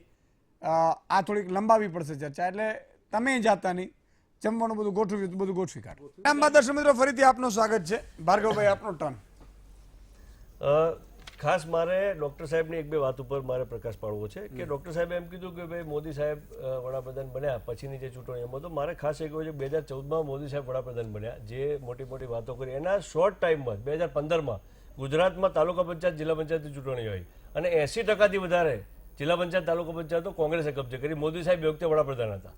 2017માં વિધાનસભાની ચૂંટણી હોય, 2017ની વિધાનસભાની ચૂંટણીમાં અમારા 12 થી 13 ધારાસભ્યો અમારા ભાજપમાં લઈ ગયા રાજ્યસભાની ચૂંટણી વખતે. તો પણ એ પરિસ્થિતિમાં પણ અમે 78 બેઠકો અને 82 બેઠકો ઉપર અમે કોંગ્રેસ જીતી. એટલે કહેવાનો મતલબ કે એમના બે નેતાઓ, એક વડાપ્રધાન અને એક રાષ્ટ્રીય અધ્યક્ષ, આવડી મોટી બે હસ્તીઓ બેઠી હોય તો પણ ગુજરાતના લોકોએ 2014માં એમણે જે વાતો કરી હતી મોદી સાહેબે, એ વાતો પર વિશ્વાસ ના મૂક્યો. એ આ વસ્તુ સ્પષ્ટ દેખાય છે આને ઉપરથી. આ ચૂંટણીઓ ગુજરાતની બીજી વાત નથી કરતા આપણે, કે જે ગુજરાતના સપૂત કહેવાય નરેન્દ્ર મોદી અને અમિતભાઈ શાહ, એમની વાતો ઉપરથી જ ગુજરાતની ચૂંટણીઓના રિઝલ્ટ પાછળથી 2014 પછી શું આવ્યા, તો એના ઉપરથી તમને જજમેન્ટ આવશે કે 2017માં અમારા 13 મજબૂત ધારાસભ્યો, 5-5 ટર્મથી ચૂંટાતા ધારાસભ્યો ભાજપમાં ગયા, તો પણ અમે 80 સીટો સુધી પહોંચ્યા, થોડા માટે રહી ગયા, નહીતર અમારી સરકાર બની ગઈ હોત. અચ્છા, અમિતભાઈ શાહ સાહેબ એવું કહેતા હતા કે 151 સીટોનો ટાર્ગેટ હતો, એમાં 100ની અંદર આવી ગયા અને ફટાકડા પણ ના ફોડી શક્યા. તો હવે પરિસ્થિતિ 2019 આવી છે. આ જ વસ્તુ 2019માં થવાની છે. 2019ની ચૂંટણીમાં અમે 13 કરતાં પણ વધારે બેઠકો જીતીશું અને સારામાં સારી રીતે જીતીશું. અમુક બેઠકો તમે લીડથી જીતવાના, અને એનું કારણ છે કે જે મારો મુદ્દો તો એટલો જ છે કે 2014માં તમે જે વાતો કરી હતી, જે વચનો આપ્યા તેનું શું કર્યું, એનો જવાબ આપો. બીજી બધી વાતોને ચૂંટણીઓને ડાયરેક્ટ કરવાની જરૂર નથી. તમે જે વાતો કરી હતી, તમે જે મુદ્દા ઉભા કર્યા હતા, એ મુદ્દાનું શું? ઓકે, નરેશભાઈ લઈ લો. નહીં, ના પૂછો, સારું. જે આપા ઈસુદાનભાઈ ભોળા ભગવાન શંકર ભગવાન. આજે અનિલભાઈ મૂડમાં છે, ડોક્ટર સાહેબ મારી મજા લે છે. ના, નરેશભાઈ આપની પાસે આવવા માંગુ છું. જેમ મને જનકભાઈએ જે વાત કરી કે શહેરની પબ્લિક છે, અમદાવાદની હોય, વડોદરાની હોય કે સુરતની હોય, એ પબ્લિક ભાજપ પ્રત્યે પ્રેરિત, એટલે ભાજપને વધારે મત આપે છે અને જેના કારણે સેફ સીટ માનવામાં આવે છે, ગઢ માનવામાં આવે છે. પછી ભલે થોડો ઘણો વિકાસ થયો હોય કે ન થયો હોય, બધું એ ચલાવી લઈએ એમ, પણ મત તો ભાજપને પડી રહ્યા હોય એવું શહેરની પબ્લિકમાં એક પ્રસ્થાપિત છે. એનું શું કારણ હશે ને શું એ ખરેખર સુરતમાં પણ એવી સ્થિતિ છે?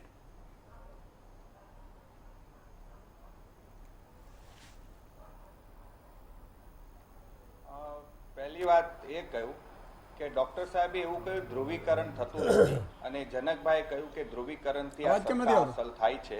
હું જનકભાઈની વાત સાથે સંપૂર્ણપણે સહમત છું. ગુજરાતની અંદર ધ્રુવીકરણ ચાલે છે એ વાસ્તવિકતા છે, જ્ઞાતિવાદ પણ ચાલે છે એ વાસ્તવિકતા છે. મીડિયાના આપણે સૌ મિત્રો કોઈ પણ એનાલિસિસ કરીએ, કોઈ પણ બેઠકનું મૂલ્યાંકન કરીએ તો એમાં પણ આપણે જ્ઞાતિઓનું પરિબળને ચોક્કસ એમાં ઉમેરતા હોઈએ છીએ.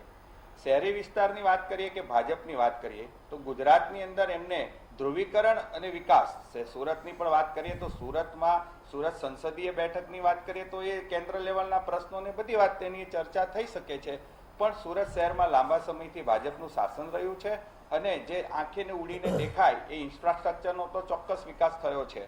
એટલે એ ઇન્ફ્રાસ્ટ્રક્ચરના વિકાસથી શહેરી વિસ્તારની પ્રજા ભાજપ સાથે જોડાયેલી છે એ માની શકાય છે અને છે. બીજી જે વાત છે, ગોધરાકાંડ પછી આપણને ખબર છે કે 2002ની જે ચૂંટણી લડાઈ હતી એ કયા મુદ્દે લડાઈ હતી અને એનું મતનું ધ્રુવીકરણ આ રીતે થયું હતું.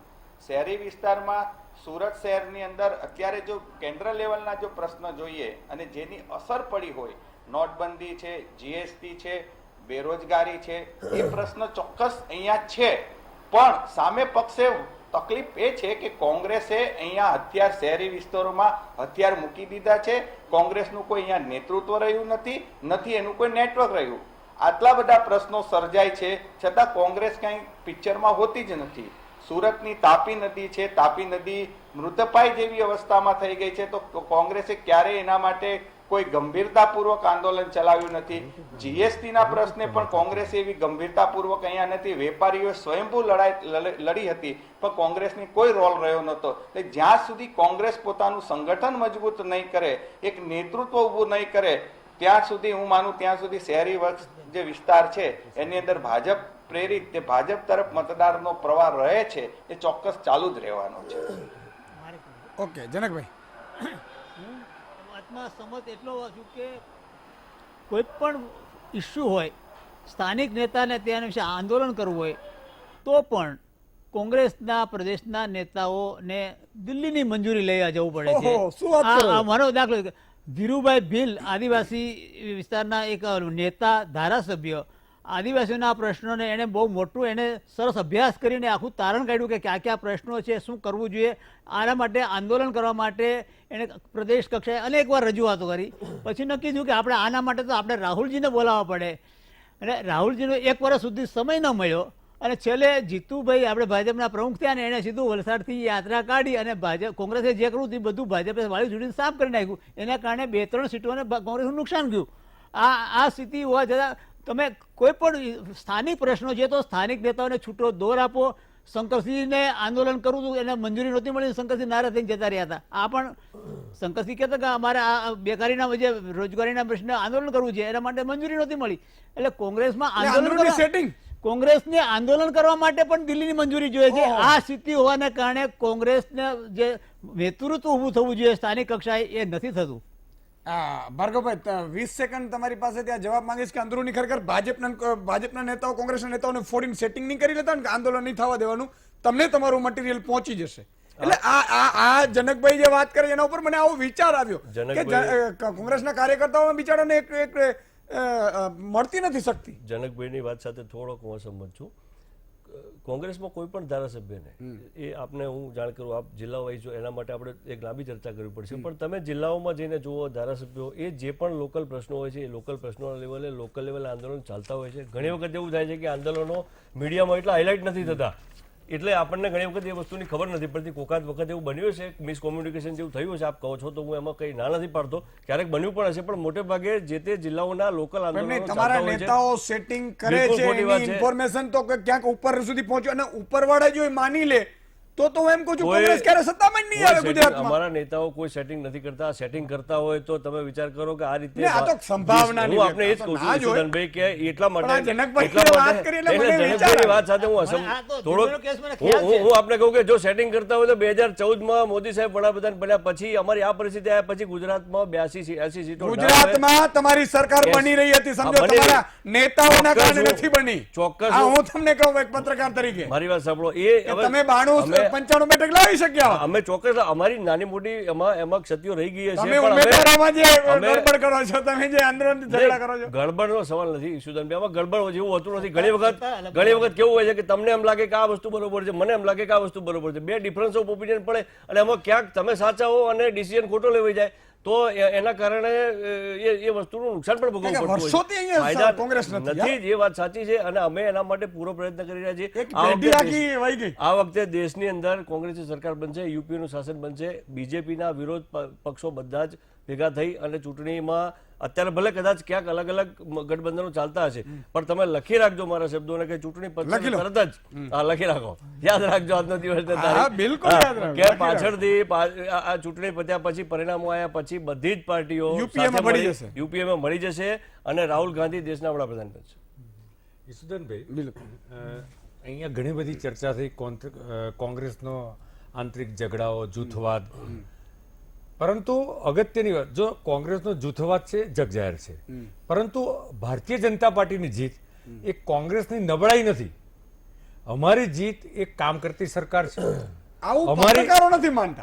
અમારી જીત એક કામ કરતી સરકારના કારણે જો પ્રજા હકારાત્મક વોટિંગ કરતી હોય છે એકલી જો, અને હું એક વાત સાથે સંમત થઈશ દિલીપભાઈ, જનકભાઈ, અન્ય એનાલિસ્ટ સાથે કે ચૂંટણી કોઈ એક પરિબળના આધારે લડાતી નથી, એમાં અનેક પરિબળો હોય છે. આ કોંગ્રેસની નબળાઈ છે તો એ અમારા માટે પ્લસ છે, સરવાળો છે, પરંતુ અમે અમારી જીત અમારા હકારાત્મક પરફોર્મન્સ અને એના આધારે જે રીતે નરેન્દ્રભાઈની સરકારે ભ્રષ્ટાચાર વિહીન વહીવટ આપ્યો 5 વર્ષ દરમિયાન, એના કારણે આખા દેશની જનતા નરેન્દ્રભાઈનું નેતૃત્વ સ્વીકારે છે. તમે કેટલા નિર્ણય, હું તમને કહું, આ 5 વર્ષમાં ઓલમોસ્ટ રોજ એક એવો નિર્ણય લીધો છે કે જેમાં જનહિતનો હોય. તમે અનેક અંગ્રેજોના સમયના કાયદા લગભગ 1200 થી 1300 કે જે વહીવટીય સરળીકરણ માટે બિનઉપયોગી હતા એવા કાયદા રદ કર્યા છે. કુલ મળીને રોજ એક એટલે 5 ગુણ્યા 365 દિવસ એક કોઈક નિર્ણય સરકારે લીધો છે. કદાચ એ પોલિસી મેટરનો બી હોઈ શકે, એ વહીવટી એટલે એડમિનિસ્ટ્રેટિવ પણ હોઈ શકે અને એક લોક કલ્યાણના જનહિતના હોઈ શકે. નરેન્દ્રભાઈની સરકાર આવ્યા પછી જે રીતે આવાસ હોય, આરોગ્ય હોય, આમદની હોય, આતંકવાદ હોય, આ બધી જ બાબતમાં સરકારે કામ કર્યું છે. રોજ 30 કિલોમીટરના હાઈવે બને છે. ઓકે. 10,000 કિલોમીટરનો હાઈવે બનાવ્યો તો એમાં કોઈ પણ જ્ઞાતિ જાતિ જોયા વિના 2.5 કરોડ ઘરમાં જો વીજળી આપી છે તો એ ગરીબના ઘરમાં વીજળી ગઈ છે. 2.5 લાખ ગામમાં એટલે પૂરેપૂરા ગામો યોજનાઓ તો આપણે દરેક એટલે એક કામ કરતી સરકાર છે. દિલીપભાઈ, કોમ્બિનેશન હોય છે. અનિલભાઈની વાત આપણે ઇનકાર નથી કરતા, એક જ મુદ્દાથી જીતે એવું જરૂર નથી. તમારે કોમ્બિનેશન ઓફ ફેક્ટર્સ જોઈએ, પણ એક માર્કેટિંગ અને બ્રાન્ડિંગ જે નવા જમાના પ્રમાણે જોઈએ એ નથી. દાખલા તરીકે આ ગેસના બાટલા આપ્યા, એમાં ખાલી 6 કરોડ લોખંડના બાટલા તમારે બનાવી દેવાના હતા અને આપી દેવાના. ગેસ તો પૂરતો હતો ને, બોટલિંગ પ્લાન્ટની જરૂર હતી, કઈ બહુ મોટી વાત નહોતી. હવે આપણે સવાલ ભાજપે શું કામ કર્યું એમ નહીં, આપણે પૂછ્યું કે તો કોંગ્રેસ પાસે તક હતી તો એમણે નહીં કર્યું. વીજળી આપી ગામડામાં, સાચી વાત છે કે 18,000 ગામડાને વીજળી આપી છે. 6 લાખમાંથી બાકીના તો થઈ ગયા હતા. 97.5% ગામડાને વીજળી મળી ગઈ હતી, 18,000 બાકી હતા. હા, 97.5%. જે 60-70 વર્ષમાં 1000 દિવસમાં 18,000 ગામડાનું પૂરું કર્યું એટલે 100% થઈ ગયું. હું આ જ કહું છું, એટલે એ કર્યું છે સારું છે. અમે એ જ કહીએ છીએ અનિલભાઈ, એ કર્યું છે સારું છે, નથી કરતા એમ નથી. પણ આમાં જે છે ને પેલું બ્રાન્ડિંગ માટે તમારે કેટલીક વસ્તુ જોઈએ. દાખલા તરીકે અમદાવાદમાં રિવરફ્રન્ટ બન્યો, દેખીતો વિકાસ, તમારી આંખે ચડે ને એવો વિકાસ તમારે કરવો પડે. ગટર લાઈન ઘણી બધી જગ્યાએ નહીં હોય, પીવાનું પાણી નળમાંથી અમદાવાદમાં ઘણી જગ્યાએ નહીં આવતું, પણ તમને દેખાય નહીં, એટલે તમારે કોમ્બિનેશન કરવું પડે. તમારે આવા અમે 8 કરોડ બાટલા આપી દીધા, એક સહેલી વસ્તુ હતી. 18,000 ગામડા બાકી, વીજળી આપી દીધી, 18,000 ગામડા કરવાના હતા. એટલે આમાં તમે 865 કિલોમીટરની મેટ્રો બનાવી, એ નાની વસ્તુ છે. મેટ્રોનો ઉપયોગ ન થાય જુદી વસ્તુ છે. 10,000 કિલોમીટર રાજસ્થાન કરતા આપણે પેલા હતું, પણ દિલ્હી 10,000 કિલોમીટરના રોડ બનાવ્યા. એની ઉપયોગી કેટલી? દિલીપભાઈ બોલવા દે. બીઆરટીએસ બનાવી દીધી. આ રોડ ઉપર તમને દેખાય, ચકચકાટ દેખાય, સરસ મજાનું દેખાય. એના ઉપયોગ કેટલા લોકો કરે? એની પાછળનો હેતુ એ સિદ્ધ થયો. BRTS તો ફૂલ થાય છે દિલીપભાઈ. કેટલી ખોટ કરે છે? કેટલી ખોટ કરે છે? કમાવા માટે BRTS શું છે? જનસેવા માટે છે. એની પાછળનો પરિવહનનું હેતુ એક કેન્દ્ર છે. એની પાછળનો હેતુ એ હતો કે પ્રાઇવેટ વાહન વ્હીકલ ઓછા થાય, લોકો એમાં ફરે. એ હેતુ પાર નથી પડ્યો. એટલે એ કર્યું એનું ખરાબ નથી. તો કહેવાનો વાપરવું ભાવ- પડે ને લોકોએ. દિલીપભાઈ, તમે પોતે કારમાં આવતા હો તો પછી એમાં સરકાર શું કરે? હા, પણ એવી રીતે બનવી સરકાર જોઈએ. વ્યવસ્થા ઊભી કરે. ના ના, જાહેર પરિવહનની વ્યવસ્થા એવી રીતે હોય કે જે મને અનુકૂળ હોય. હું પરિવહનને અનુકૂળ ન થાવ, પરિવહન મને અનુકૂળ થવા પડે. મારા ઘરેથી મારા કામના સ્થળે મળવું સક્ષમ છે જોઈએ. એટલે તમને પોસાય છે. ના, પોસાવાની વાત નથી, પોસાવા વાળી વાત નથી. મને સરકારે મળતું હોય. BRTS ફૂલ જાય છે. મારા સરકારે ઘરથી- પોતે કમાવા મારા- માટેની વ્યવસ્થા નથી, આ તો સેવા માટેની હા, પણ વ્યવસ્થા મારા છે. ઘરથી- અને એ તો સરકારની જવાબદારી છે. મારા મ્યુનિસિપલ કોર્પોરેશન હોય મારા ઘરથી કે કામે સરકાર જવા હોય. માટે મને મળવી જોઈએ, આગળ. તો હું જાઉં. દરેકના ઘર પાસે તો ઓછી ગાડી જાય. નહીં, એટલે જ કહું છું, એટલે જ કહું છું કે જાહેર પરિવહનની વ્યવસ્થા એવી હોવી એમને જોઈએ. દરેક ઘેર તો બધી અમદાવાદ શહેરમાં દરેક સોસાયટીમાં નહીં, દરેક એટલે ઘેર એને આવ્યો એટલે હું કહું છું. નહીં, ટૂંકમાં એટલે એને કહેવાનો ભાવ એ છે કે ભાજપે કર્યું છે એ કઈ ખોટું નથી કર્યું, એને કરવું જોઈએ. આ કરવાની તક કોંગ્રેસ પાસે હતી ત્યારે ન કરી શક્યું કે જે તમારે દેખી શકાય એવું, જેનું તમારે માર્કેટિંગ કરી શકાય. એટલે આપણે કોંગ્રેસની એ અર્થમાં પણ નબળાઈ કહી શકીએ. ઓકે, હવે એકચ્યુઅલી ઓલ ઓવર આપણે બધું આવી ગયું છે. હા, ઈશુદાનભાઈ, હવે બે વાત હું કહેવા માંગુ છું કે ડોક્ટર સાહેબે કીધું એની એક વાત ઉપર પ્રકાશ પાડીશ કે ડોક્ટર સાહેબે કીધું કે ભાઈ ભ્રષ્ટાચાર વિરુદ્ધ આ રાફેલનો મુદ્દો સૌથી મોટો છે. રાફેલ વાળી વાતમાં સાહેબ કાગળ સાંભળો મારી વાત. સાહેબ એક જ મિનિટ. રાફેલના દસ્તાવેજો ચોરી થઈ ગયા, કઈ રીતે ચોરી થાય મને સમજાવો. શેના માટે ચોરી ગયા, કોણ લઈ ગયું? બીજી વાત સાહેબ, બીજી વાત તમને કહું કે યોજનાઓની જે વાત કરી, યોજનાઓ બધી કાગળ ઉપર રહે છે સાહેબ. યોજનાઓ ક્યાં ગ્રાઉન્ડ ઉપર તમે જે જોવો તો ખરા, તમે એ જઈને કહો પરિસ્થિતિમાં છે. પબ્લિકને. અમે કહીએ છીએ પબ્લિકને કહીએ છીએ, લોકો સમજે છે.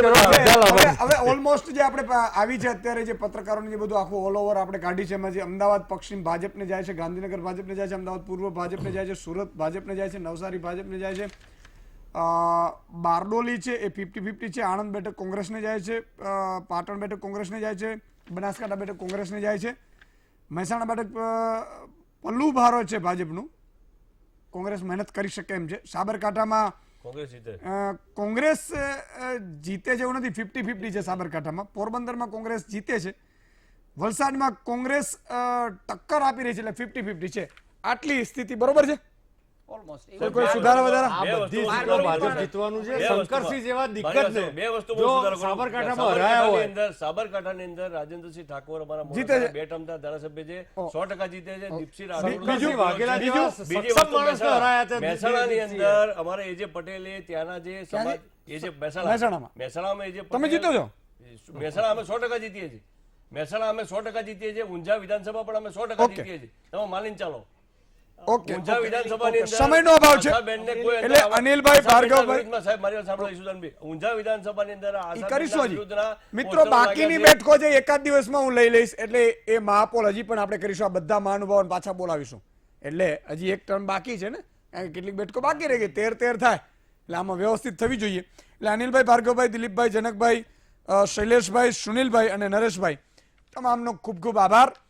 મિત્રો, આવતીકાલે વીટીવી કોન્ક્લેવનું આયોજન કરી રહ્યું છે. કોન્ક્લેવ એ શું છે? વીટીવી ગુજરાતી પહેલી વખત આવું મોટું આયોજન કરી રહ્યું છે. સવારે 9 વાગ્યાથી એ શરૂ થશે.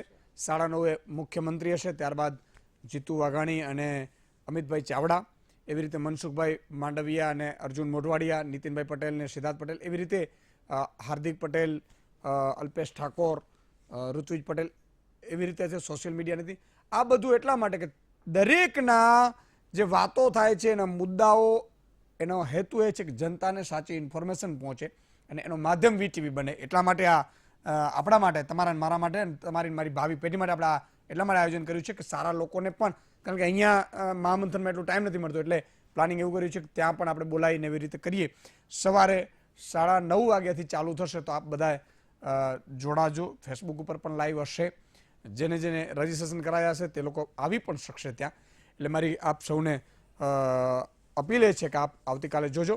અને હવે 9:30 હમણાં ઇલેક્શન એક્સપ્રેસ તમે જોશો. મને રજા આપો, આવતીકાલે ફરીથી મહામંથનમાં મળીશું.